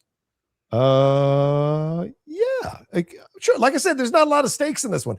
No one is putting any stakes into this show. They just want to have a good show. So there's more freedom. Plus, the American Vandal guys have a good track record. And they fit James Gunn's humor of the universe that he wants to have. So it makes sense, I like this, because it's adjacent to this stuff. It's not like it has to fit into it. Right. It can operate under its own rules, and I think that's a good thing. Mm-hmm. Well, Sam lied because he got one more. Is Robert Eggers getting into Wes Anderson territory? Pretty much makes the same movies with the same style and the same actors, only just in a different setting. Yes. Yeah, but I like his track record right now a little bit more than Wes's. I'll be honest with you. We'll see, though. We'll see. I'm not a big Eggers guy, actually. Okay. I'll see Werewolf, but it's not at the top of the list or anywhere close. He makes beautiful looking films. The old English kills me. Yeah, see, it's my jam. I love that shit. So I like Eggers stuff. That's how they used to talk back in 1984, right? Exactly. Oh man, Mary Lou Retton. Josephine is still coming out. I saw Josephine. I'm good on Josephine. Kenneth Colton, I was at the store and found a One Wish Willow. I got more Hot Mic merchandise than I know what to do with. I'm rich. Oh, there you go. Nice. I would love to get my hands on a One Wish Willow. I know a lot of people got that Obsession mailer. So if you are willing to sell me your One Wish, I will buy it for. There you go. $100. Wiley says, send in support. Thank you, Wiley. Not watching live because of the premiere of Big Brother. Oh, well, enjoy that. I've never seen one episode of that show in my life. I am Big Brother. That's how I think. I guess I'm old brother. WVU grad said 55 years ago last week, Willy Wonka and the Chocolate Factory was released. Rank these movies with candy. E.T., Caddyshack, Goonies, Wonka, Wreck-It Ralph. Ooh, fuck, you threw Wonka in there. La, la, la. Well, everyone knows I don't like Goonies. So I'll tell you, for me, Caddyshack, Wreck-It Ralph, Wonka, E.T., Goonies. That's my rank. I'm not the biggest E.T. fan. I almost go the exact reverse. I think I go Goonies, Wonka, Caddyshack, E.T., Wreck-It Ralph. There you go. Kane says, hey, Jeff and John. Jeff, any updates on Coogler's X-Files? I thought there was a piece on that this week, but I'm not sure. The only piece is that they have done the pilot and they're waiting for a series pickup, I think. Okay. I think that they'll get it here because it's Coogler. You don't tell him no. Right. You can tell Chloe Zhao and Sarah Michelle Gellar no. Okay. Yeah, it was Himish Patel. He was on the Happy, Sad, Confused podcast because he was promoting Enola Holmes 3. We shot the pilot. It was very special. That's all I'll say. It was a very, very special, and we await a decision, of course, but all I can tell you is that I had an incredible time. So that's basically all. Yeah, what you just said for sure. Also, like Danielle Deadweiler. Right? We're not talking about, like, all due respect to the lovely 12-year-old girl who played Buffy, but this is a real show. I will say this, though. What's your thoughts? I mean, can I ask you about the Millie Bobby Brown quotes? I mean, her saying, done anything you fucking want. Okay. I'm frustrated. Listen, I have been one of those guys that definitely championed women taking, being a lead in films, getting more opportunities. I've been on the record for that for years in this business and taking the shit for it. I don't fucking mind. Years. But from freelancer to full-time back to help run my own shit, I've done it. But Millie Bobby Brown saying, we don't need a male Sherlock Holmes movie with Henry Cavill and Watson. I think Hamish plays Watson. We don't need that. Men have had their time. I think this is phenomenally ignorant in a lot of ways. And look, I know Millie's opinionated, whatever, acting talent be damned. But, like, there's nothing wrong with having both. And I don't understand the need to shit on men who want to lead projects when you're not taking away the possibility of women leading projects. I think this is an irresponsible thing for her to say, in my opinion. I thought it was stupid. And not because I'm a man. It's because you got to satisfy all audiences. And if the women leading stuff has a right to, so does the man. Like, what's the issue? I don't understand. Yeah, she's playing to her base. It's kind of like it's a shrinking base. I have to play to my base online and be like, oh, the trades are suck. The trades don't know what they're doing. Blah blah. But then, if you see me hanging out with, like, people at the trades, I'm not, like, shitting on them, like, in front of them. It's like a role that I kind of have to play online. I think that everybody's playing a role in the press. Yeah. And she's playing the girl power role that we don't need men. Yeah, listen, I'm not, someone just said anti-woke. I'm not trying to be, I'm just saying, like, can't we all just find a happy medium and all get to do our projects? And not because of our gender do we get stopped from being in a project. It's nonsense. But I also tell you, all these people going nuts about the Lupita Nyong'o comments are morons because Lupita was just answering a question off the cuff and having fun with it. Anyway. Elliot Moore says, hi, John and Jeff. What makes a great producer and how important is their role in the success of a film? Also, is moving to LA or London, etc. a must? Bitch, if you could move to London, move to fucking London. Absolutely. LA ain't got shit for you that London doesn't already have in spades. Is moving to, LA, yes, moving. I think that you have to be here if you want to establish yourself. Like, yeah, probably. Could I do what I do from Boston? Yeah, I can. But could I have done it the whole time from Boston? No, I needed to be here, make relationships, meet people, like establish myself, and now I Right. can do it from wherever. Right. That kind of thing. Right. But a great producer. What makes a great producer and how important is their role in the success of a film? I think it's being able to deliver bad news Ooh. well, like in a way that makes people come away feeling good about it. That's the key producer. I would say decisiveness. And that is when shit's falling apart, can you jump in and troubleshoot it, make strong decisions, and get it back on track?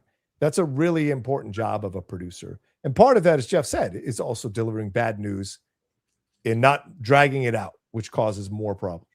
You make it clear that you're the authority, you know what's going on, and you get the job done and help the filmmaker get their vision realized. So, yeah. Steven Photo says, you think Reeves will make Ivy have powers? I hope. Well, sure. Right? No? I don't know. What kind of powers would she have? Well, I mean, she can, manipulate plants. No? Yeah. All right. Manipulate plants? Like that? I mean, because Penguin doesn't have powers. You see that in the Reeves universe? I think he's going to have to expand. You can only go so far with Batman before you have to do the powers. You can't go much farther. What am I going to believe that a maniacally insane person can't die like the Joker over and over again, even though the Batman kicks the shit out of him all the time? It doesn't make sense. Eventually, the fantastical has to bleed into the Batman universe. Why can't she, I don't know, like have access to all like these poisonous plants, tree, whatever the fuck it is, right? So she has this arsenal and she kills. Yeah. Like I don't need to, like when you say controls plants, like she can make like the plants move. Like yes, that's her power. I don't see that happening. I don't want to see a show about a horticulturist. No offense, I'm not really good with that. Give me something else. Pedro says, when can we expect a trailer for Behemoth? Have you heard anything about it? No, Jeff. I don't know when we can expect a trailer. Okay. You know what? Let me think. What are the big Searchlight movies coming out? What can you say? Tony Gilroy film. I think you'll probably see one around September, I would imagine. Okay. If this is going to come out in December, I think it's going to be an awards contender. Behemoth. Okay. Yeah. I'm looking on Wikipedia. I don't even see a release date on here. I've heard Ava Victor could be up for supporting actress. Okay. I don't know. We'll see. Okay. All right. We'll see. All right. Fred, what's up, Fred? Says, hey, my hot mic. Has either of you had a quote source ask you to hold the scoop but spill it elsewhere? Sounds dirty, but people can be crooked. Jeff? I mean, had a source ask me to hold? I mean, if they're the source, why would they ask maybe they've told more than one person. No, I don't really find that sources do that. Okay. Like I don't like why would they? Like you would do that if like sometimes they'll give a trade reporter a tip. And the trade reporter will ask the studio, and the studio will be like, oh, that deal's not closed. Can you hold? Right. And for their relationship will hold. But meanwhile, the agent is calling the trade reporter being like, yo, really need this out there. It's going to I need it for the negotiation and everything. And the trade reporter doesn't want to ruffle the feathers of the studio. In that case, maybe the trade reporter who needs to get this story out to make his source happy, can't get it out because he doesn't want to piss off the studio. Maybe they'll call the Snyder. Do their dirty work by putting this story out there. Or have me call. Because when I call, right, that triggers, right? Fucking domino effect. And then the studio is like, all right, trade reporter who's been holding it, you can go with it now because Jeff Sneider is calling about it. And we know if he calls, he's going to post soon. Right. That's sort of how that works. And then I just guilt trip them into giving me something else because I got screwed. So like, good point. I'm surprised the story hasn't hit. Let me check the email just to make sure it hasn't hit. I got a big tip yesterday about a big geek story, and I called the studio, and they're like, trades are on it. do you want to do an even break in like an hour? And I'm like, no, like an even break does nothing for me. Right.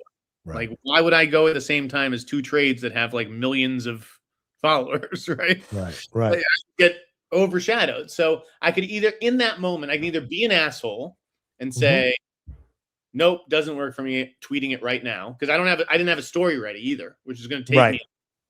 I can't just get a story out in 90 seconds like I used to be able to on like the Variety CMS or the Rap CMS. It takes me a half hour to do the photos and all the SEO and all that shit essentially for the newsletter. So I can either tweet it out right now, or I can say, all right, studio, let the trades have that story. You owe me something else for not being an asshole and tweeting it right now.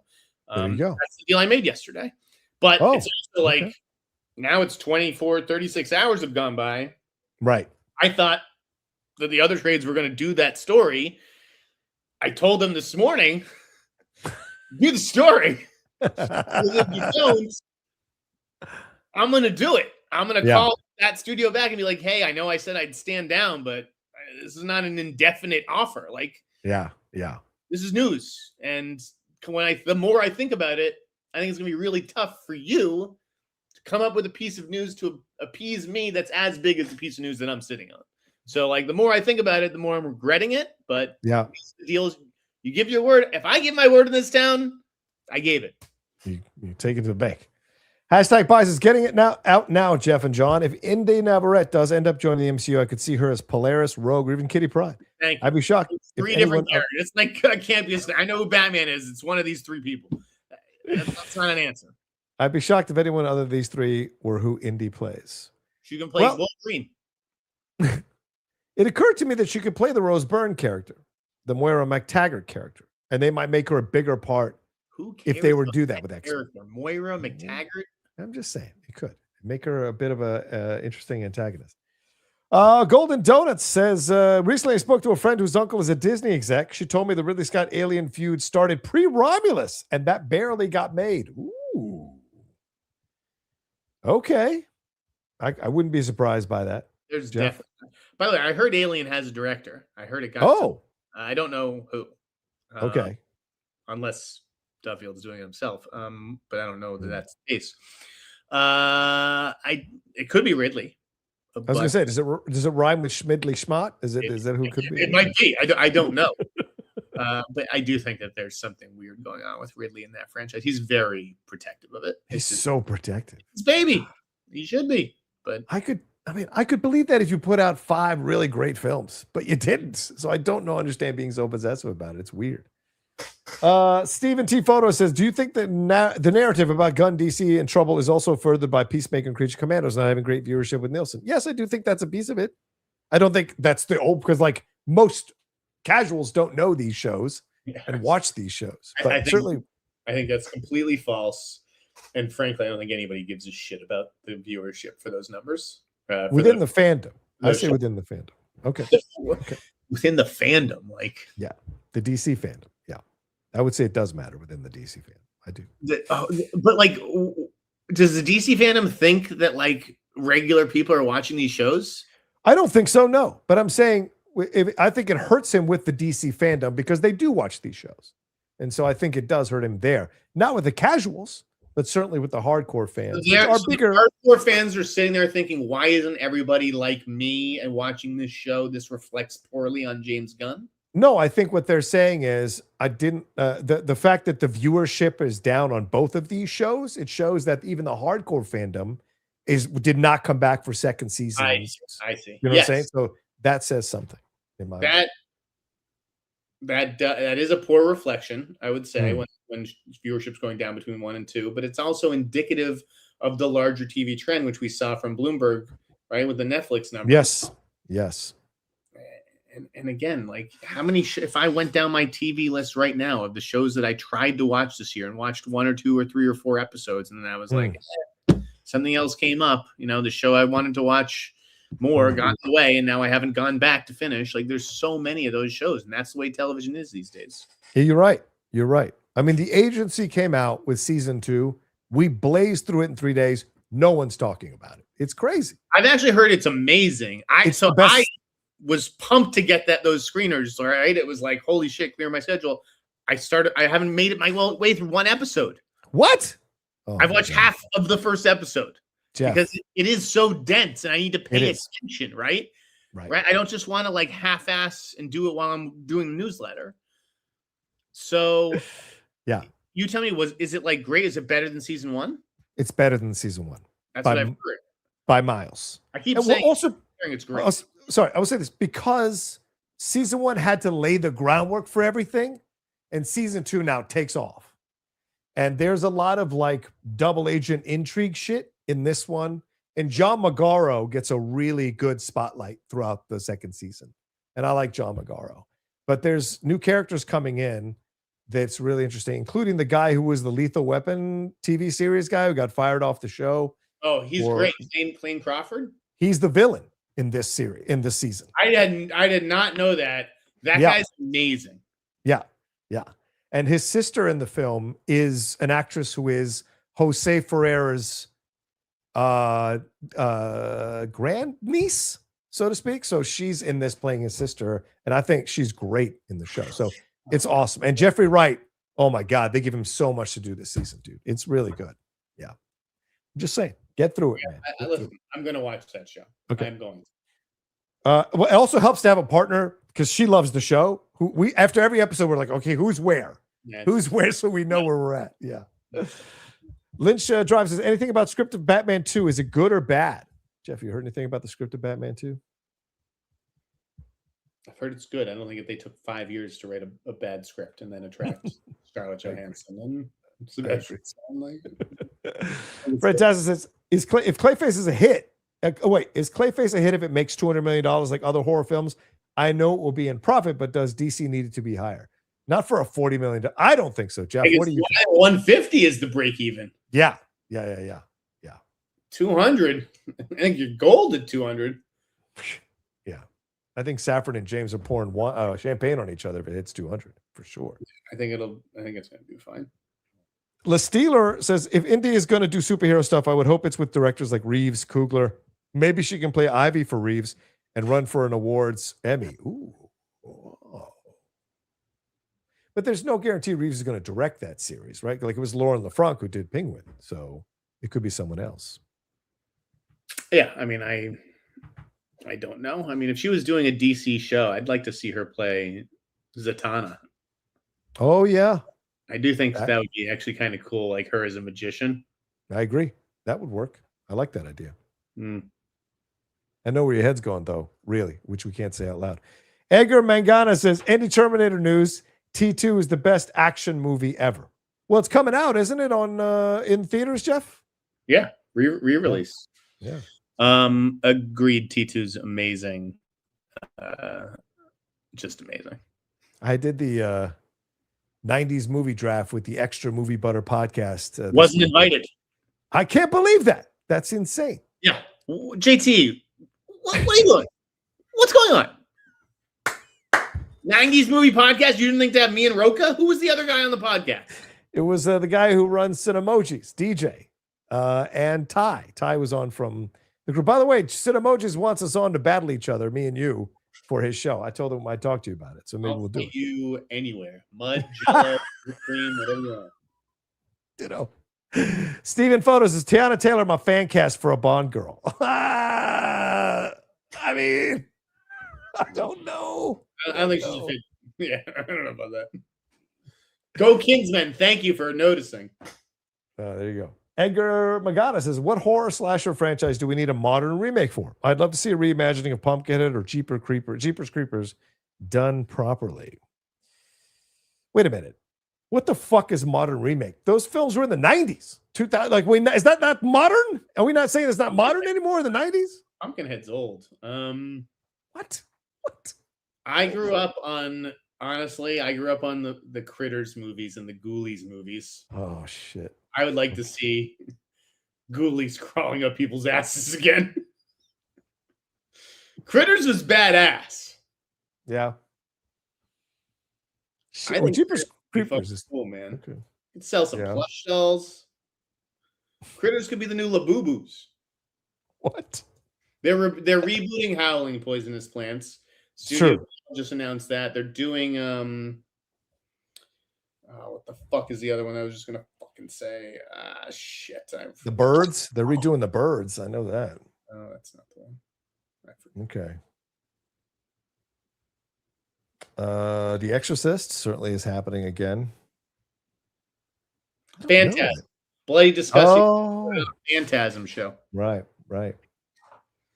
Fuck, Pumpkinhead is 88. Damn, I thought that was in the 90s. Shit.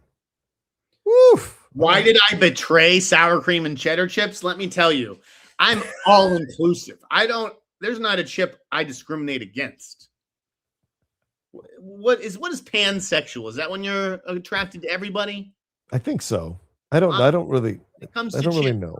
I'm a pansexual. Stephen T. Phone, Crime 101 did not do well in terms of heat into interest. Yeah, of course. That's what I said. Yeah, exactly. Yeah, but if Crime 101 had Leonardo DiCaprio in it instead of Chris Hemsworth, could it have done twice as well as it did? Probably. Right. Christian Bale? Yeah, you're probably right. Yeah. Plus, heat has built-in, fan base. Good point. Yeah. So. Reggie Brown says, you guys should check out Netflix show Nemesis, a heat-ish type show. I was waiting to see if it got renewed for a season 2, and it did. I never even heard of this show. That looks actually cool. I gave it a moment to think about watching it. I ultimately did not. But I think that's the kind of show that performs very well with black audiences. Yeah, I watched the trailer and I was like, yeah, this ain't for me. So I don't know. Maybe I'll give it a shot. Maybe I'll give it a shot. Yeah, Power. Right, exactly. Doug says, Rocha, Norway is my favorite country because of its sweet people and natural beauty. What are their chances they can win it all? Love their chance. Zero chances. Give me the power rankings, Rocha. Of which teams? The World teams on the left? Who's going to win? France is going to win. That's number one. And they took care of Morocco today. 2-0. 2 beautiful goals. One by Mbappe and Dembele getting the second goal. I think tomorrow. Wait, hold on. Let me get this tomorrow. Let me see the scores here because I want to make sure I get it right here. I can't do a watch along tomorrow, sadly, but I think France, what is it? Spain? Spain will beat Belgium, I think for sure. And then Saturday, I think England beats Norway. What the fuck is wrong with this ESPN? And then Argentina beats Switzerland. And then it becomes, but listen, if England and Argentina play, batten down the hatches. I think England does win. But batten down the hatches. I think it's going to be France, England in the final, if that's how the bracket is. Right? Because France will play. Oh, sorry. Yeah, France will play Spain, in my opinion. England will play Argentina. I think England beats Argentina, and then it's England, France. And I think that game is going to be an incredible game. Okay. We'll find out about it on John Rocha's next podcast, The Truth. There you go. You asked about it.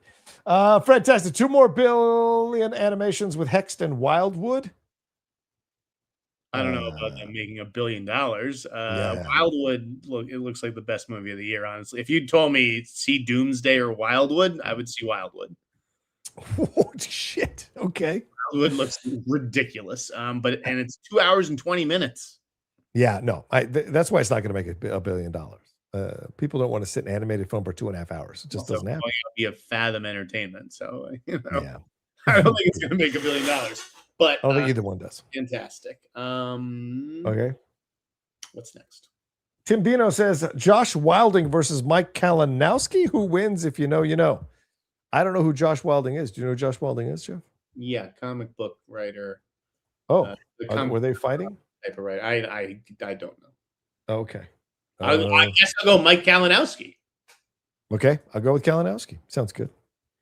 Stephen T. Photo. Also, No Way Home didn't get China release. A Brand New Day will. Oh, that's a great point. All right. That's world. We're just talking about domestic opening, by the way. That's right. 60 figure. So it really has nothing to do with China.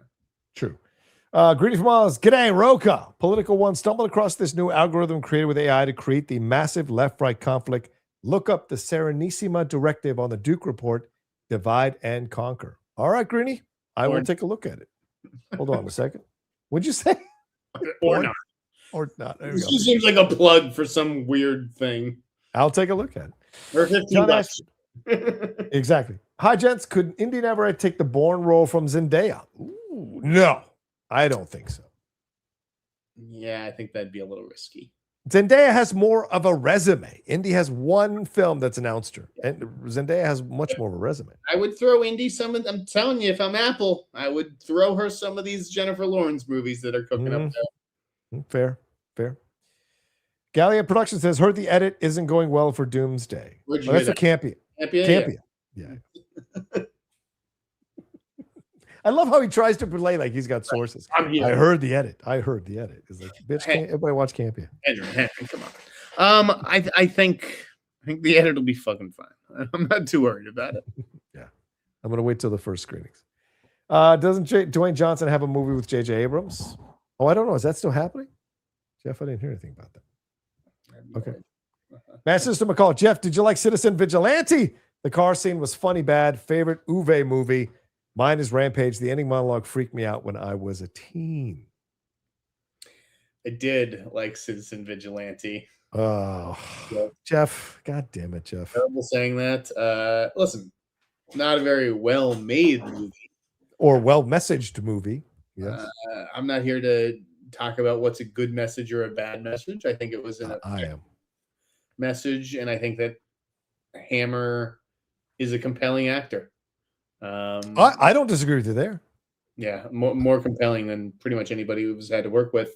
I like 1968 Tunnel Rats. If you've ever seen that movie from Uwe, I thought that was actually a really creative movie. Fucking Viet Cong popping up in tunnels all over the place. Nutty movie. Did you believe what came out this week that Armie Hammer said the film was disgusting or not his thing? What did he say? He calls it. Do I believe it? Hateful? Yeah.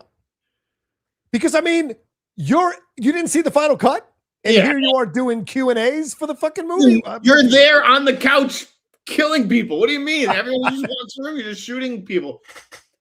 I think he knew what he was getting into and signing up for with Uwe Boll. If he didn't, that's on him, right? Like I could have told him. Yeah. Call me next time. I think he's kind of doing it to save face for the Hollywood people who he's now like trying to get hired by, right? This was the way back. Hey, I made somebody a lot of money, probably. Right. There's clearly some audiences who will still fuck with me. Now I'm looking to come back and work within the system again, because otherwise I got to work outside the system with this fucking crazy German guy for the rest of my life. Yeah. I think that's why you say some of these quotes. But I think he knew what he was getting.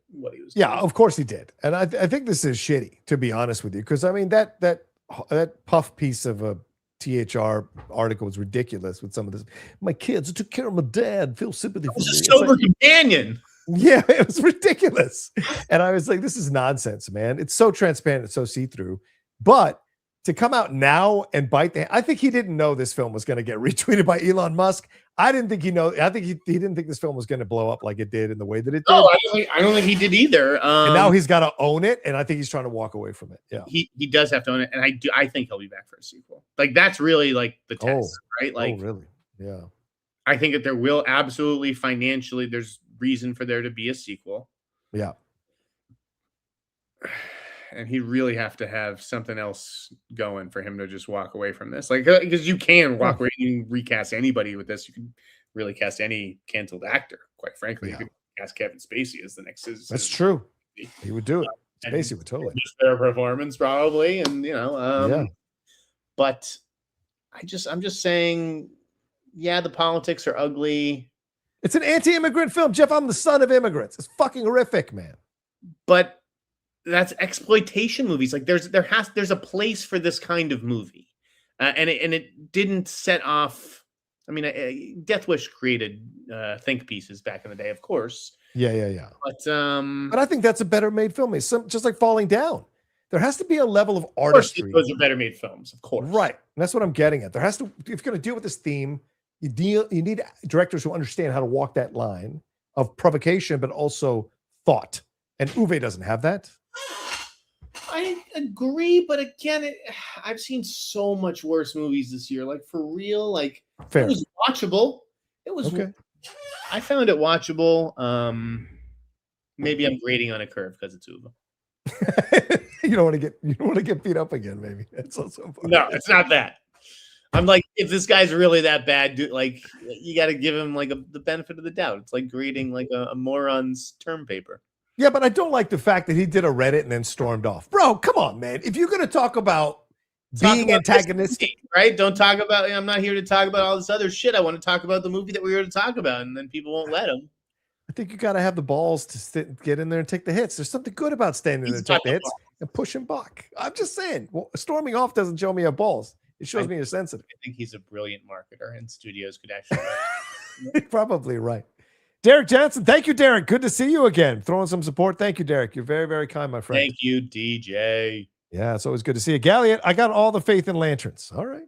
We'll see. I totally send me the episodes, and I'd give him honest feedback. Sorry, go ahead, John. Doug says, prediction, obsession is such a global phenomenon that Curry Barker will sadly be the victim of the Jordan Peele curse. So much pressure on film number 2. Do you think there's pressure, dude? I don't, he didn't anticipate this. He didn't make this film for a shit ton of money. Like, I think he's playing with house money right now. He can do whatever he wants. I don't think there's any pressure on the next movie because it's not in response to this movie. It was already in, and it's him and Cooper starring. You don't even have someone like Inde Navarette. Like, it's right. You have Aaron Paul, but I don't think it's going to be looked at like that. I think it'll be the one after that.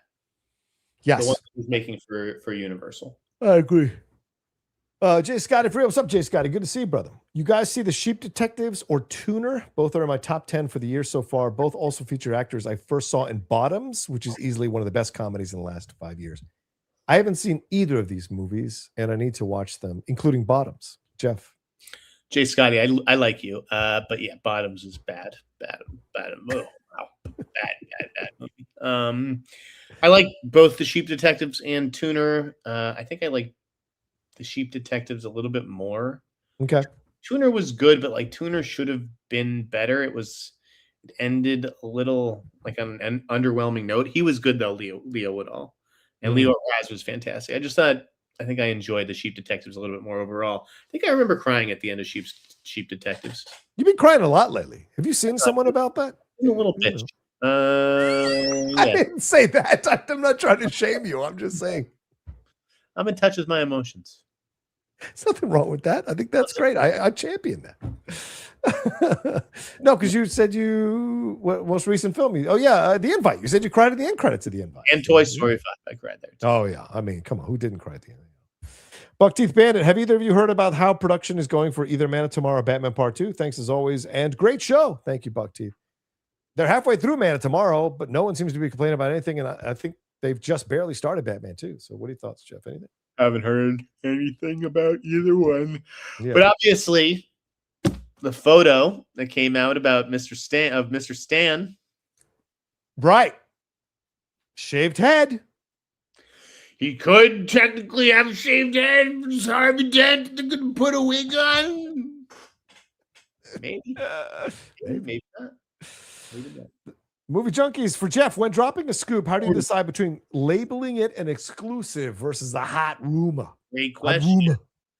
It typically has to do with sourcing and the confidence in that sourcing, or how the studio would either like it presented, right? Like, oh, we don't have a deal yet. Okay, but he's getting the offer, or he's making a deal. So, right. I'll position it as a hot rumor. It just, it depends on who the tip comes from, what's the story, and whether it's done or not, or truly whether it's confirmed or not, right? Like, for Vendetta, and these stories say no comment in them, but that's just a no comment on the record. Right. So yeah, that was confirmed. That's why it got exclusive and not hot rumor. There's comments that come along. I would have put off camera. I would have put exclusive on the Gorilla Grodd thing if it. It's always after the fact you find out what's really up, right? Like, like you're dealing with like, okay, just to generalize, you're dealing with actors reps, and they're like, you're on the right track, man, but like, we're not quite there yet. We're still far ways off. And then like 4 days later, it's like, man, they used the wrong headshot. Like, okay, so it's done then. Like, what do you? So I think it's that kind of a thing. I could have used exclusive on Gorilla Grodd. Right. If you wanted to. Right, of course. All right. Let's see. What's the next one? Bryce, gotcha. Stuff here.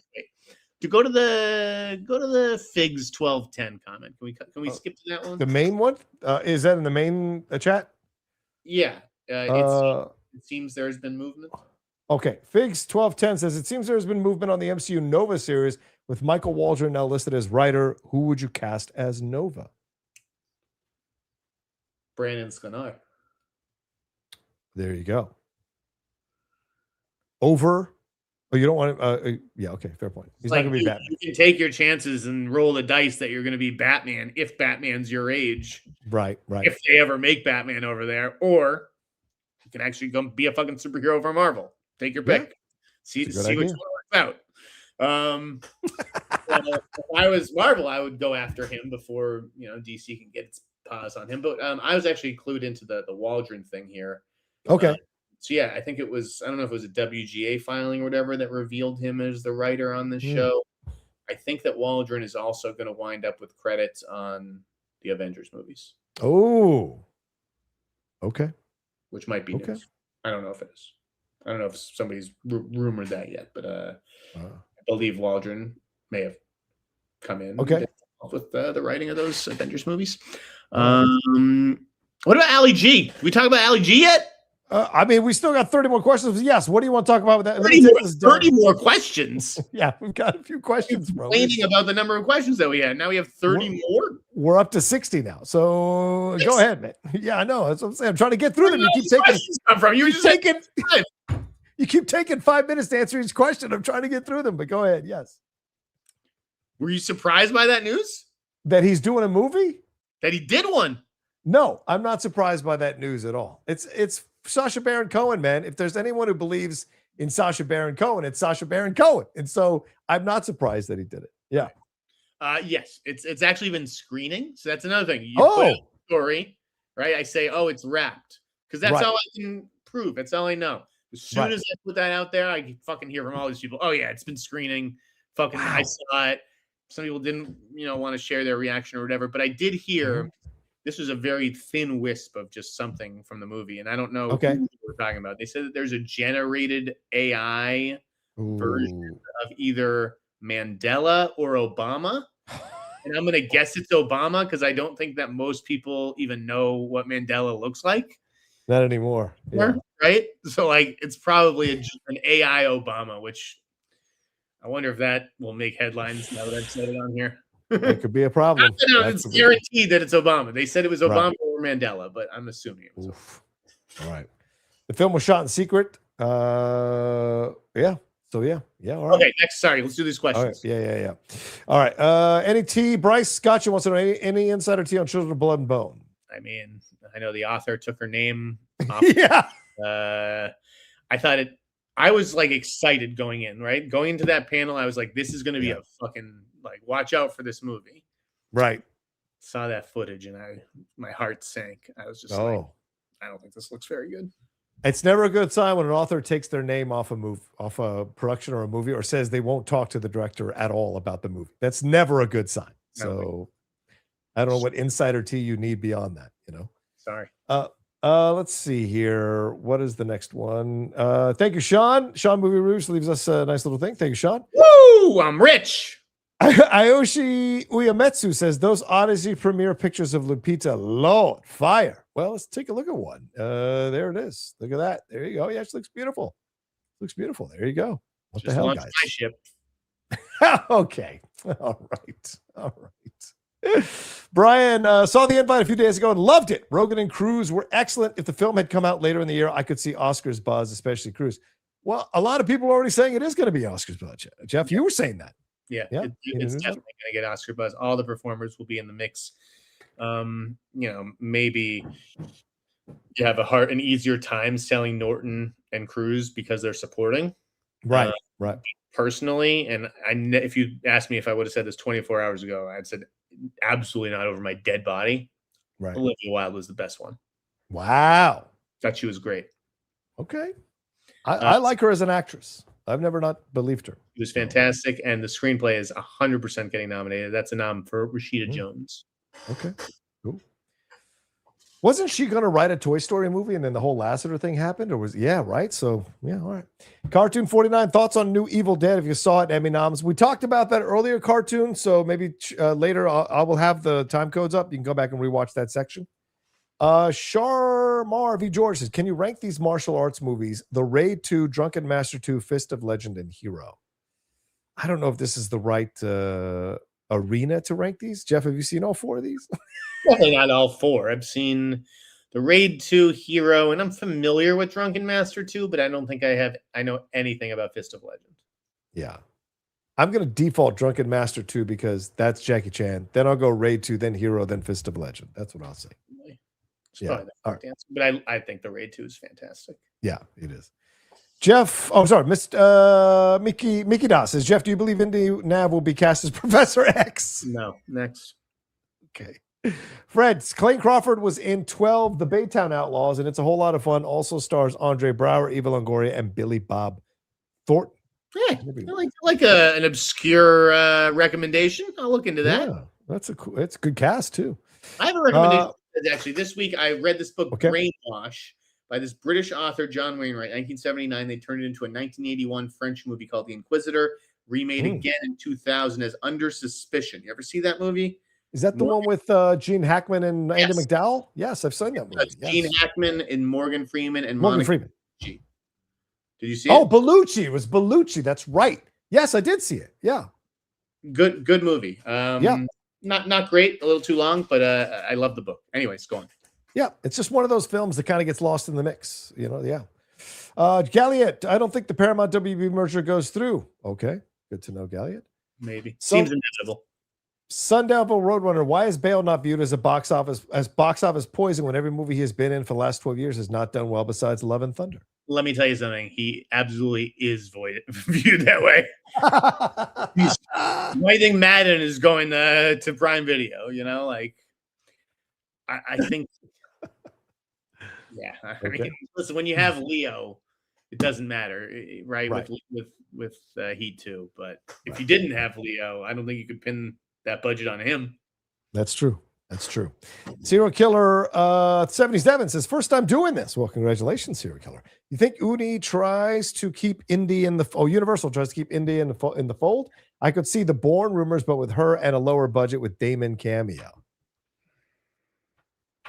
I mean, if they went lower budget, sure. But I don't know that they necessarily want to go lower budget with this, Jeff.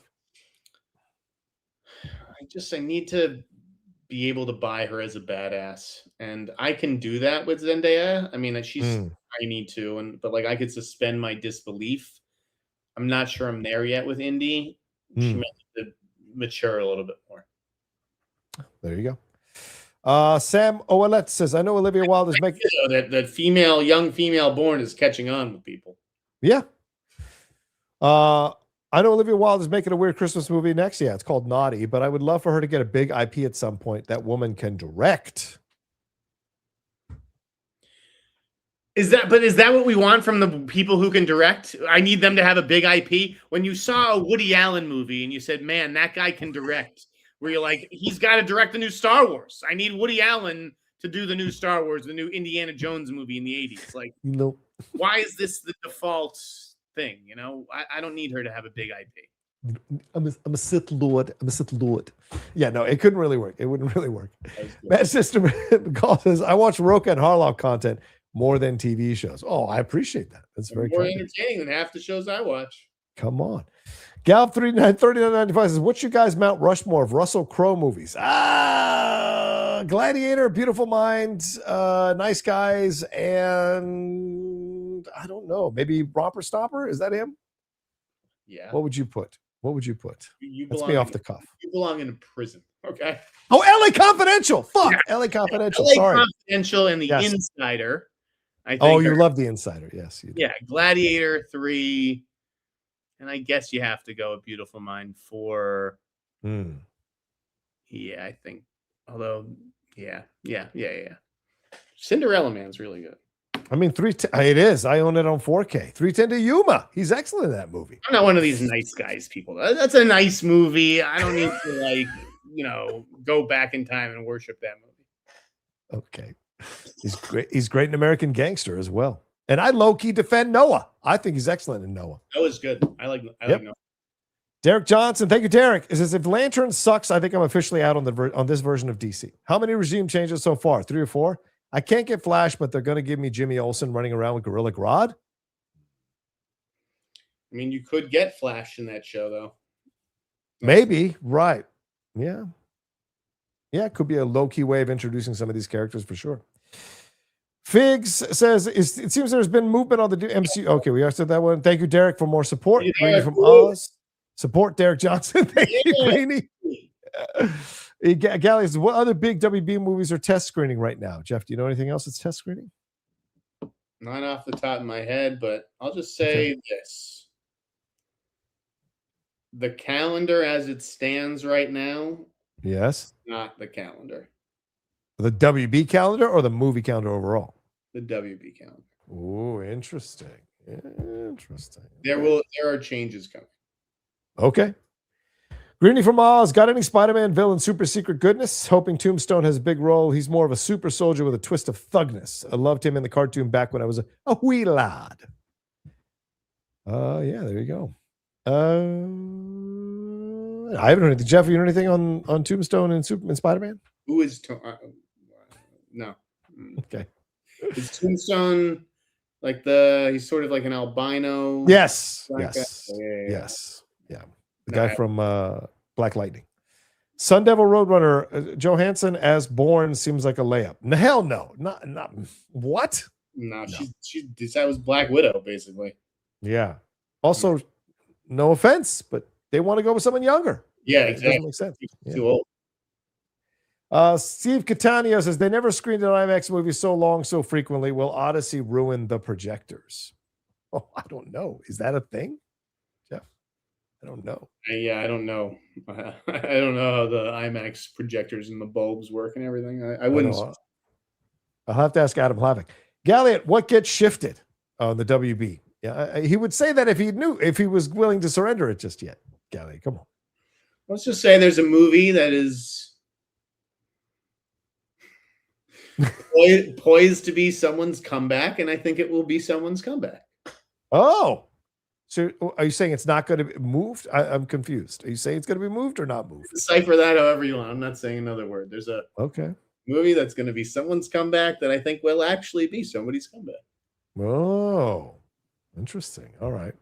Looking at WB movies, that's Practical Magic, End of Oak Street, Digger, Clayface, Cat in the Hat, The Great Beyond, Dune Part 3.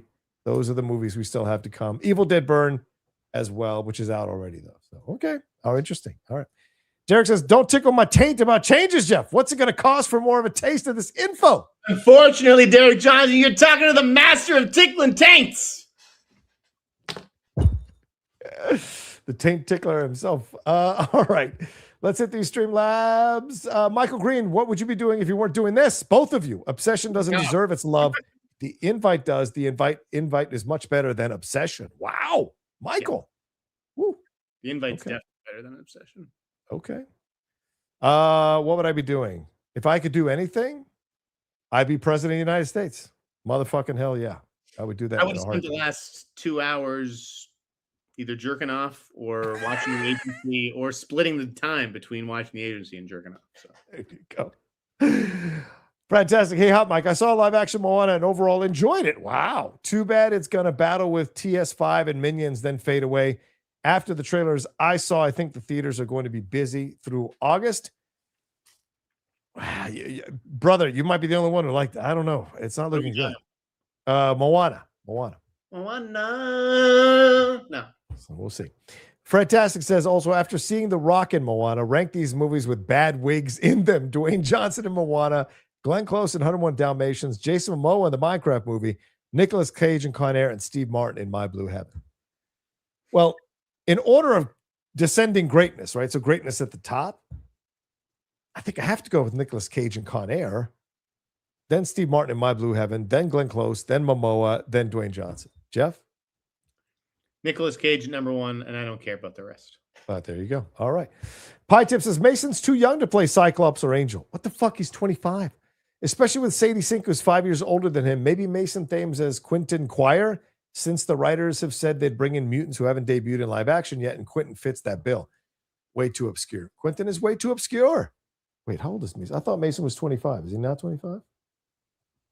He is. Oh, shit. He's 19. Fuck me. All right. Maybe. You might be right, Pie Tips.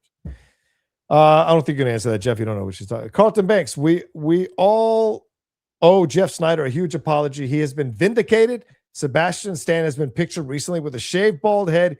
He is definitely Victor Zaz. I believe all of Jeff's predictions about Batman 2 will be correct, including part 3 after part 2 does well. Go. I did predict part 3. That typically does come after 2. I was on top of it. Some people said they were going straight to 4, but your pal Jeff Sneider said going to 3. Not 6-minute abs, 7-minute abs. Carlton Banks, question for John and Jeff. If I were to send you both an Uber Eats gift card, would you guys order some food and enjoy on the stream for an upcoming Hot Mic episode? 100%. Done. Next week. Yeah. Yeah. Send it on, and Jeff and I will order food, and we'll sit and eat it while we're doing the show. 100%. Yes. Can I order more pistachios? I would just want a burger. All right, we got 2 more of these, and we got to get on out of here, everybody. Garfield Bizarre Adventure says, "Why do you keep crashing out over?" John. Oh Jesus! All right, Andrew. No, Sanchez. I wanted you to answer that one. But I don't crash out. I don't watch these guys. I don't watch them either. I don't know why they're so popular. I don't understand. I don't watch these guys. I don't know their content. I know they're anti-woke, anti-DEI, and all that kind of shit, but I don't watch their content. So there's nothing to crash out over. I think this is you watching their content, hearing me talk about anti-woke and anti-DII people, and you go, well, the only person I watch are these people. He must be talking about that person. I don't watch their shit. I don't waste my time with it, but I'm not like, this is not my jam, but I'm not crashing out over it. I think that's hilarious to me. And I don't understand. I say this, I don't understand living your whole life and you're poll writing other YouTubers. Like, do something with your life. Poll writing another YouTuber, bro, stand on your own 2 feet and build your own life. Like, that's what I would say. You guys can ride my poll, though. There's enough room for everything. Yeah, I don't need anybody riding my poll. Andrew Sanchez, any actresses come to mind as the antagonist in possible Zendaya Bourne film? My pick would be Jessica Chastain. No. Nah, she doesn't have the juice, man. Remember fucking Dark Phoenix? The 355. Who was that? Remember the yeah. Ooh, man. That was rough. Wait, what was that other? She did another like a B movie where she's like a badass. It's not like Butterfly. What was it called? It got changed. The word got changed, like a 1-word title, like a name. Oh yeah, it was. Oh yeah. Hold on. Talking about? Yes, I do. What? It's like Jesse. Wait, what was it called? Close. No. Start to wrap up the show. I'll get it. Ava. Yes. Ava, yes. Yeah, she's a deadly assassin who works for a black ops organization. Dude, I love Chastain. She said, dude, when are we going to get that show? When's the Savant coming, bro? Isn't it still, but it is available, isn't it? Or did they take those screeners? It's available. People are like, it's never coming out. It's coming out. If it wasn't coming out, I wouldn't be able to watch it right now. By the way, at this point, anybody want to come over? Fucking $500. You can come over, sit here for the fucking day, watch the whole show. I don't give a fuck. There you go. All right. Thank you, Derek Johnson, for that last bit of support.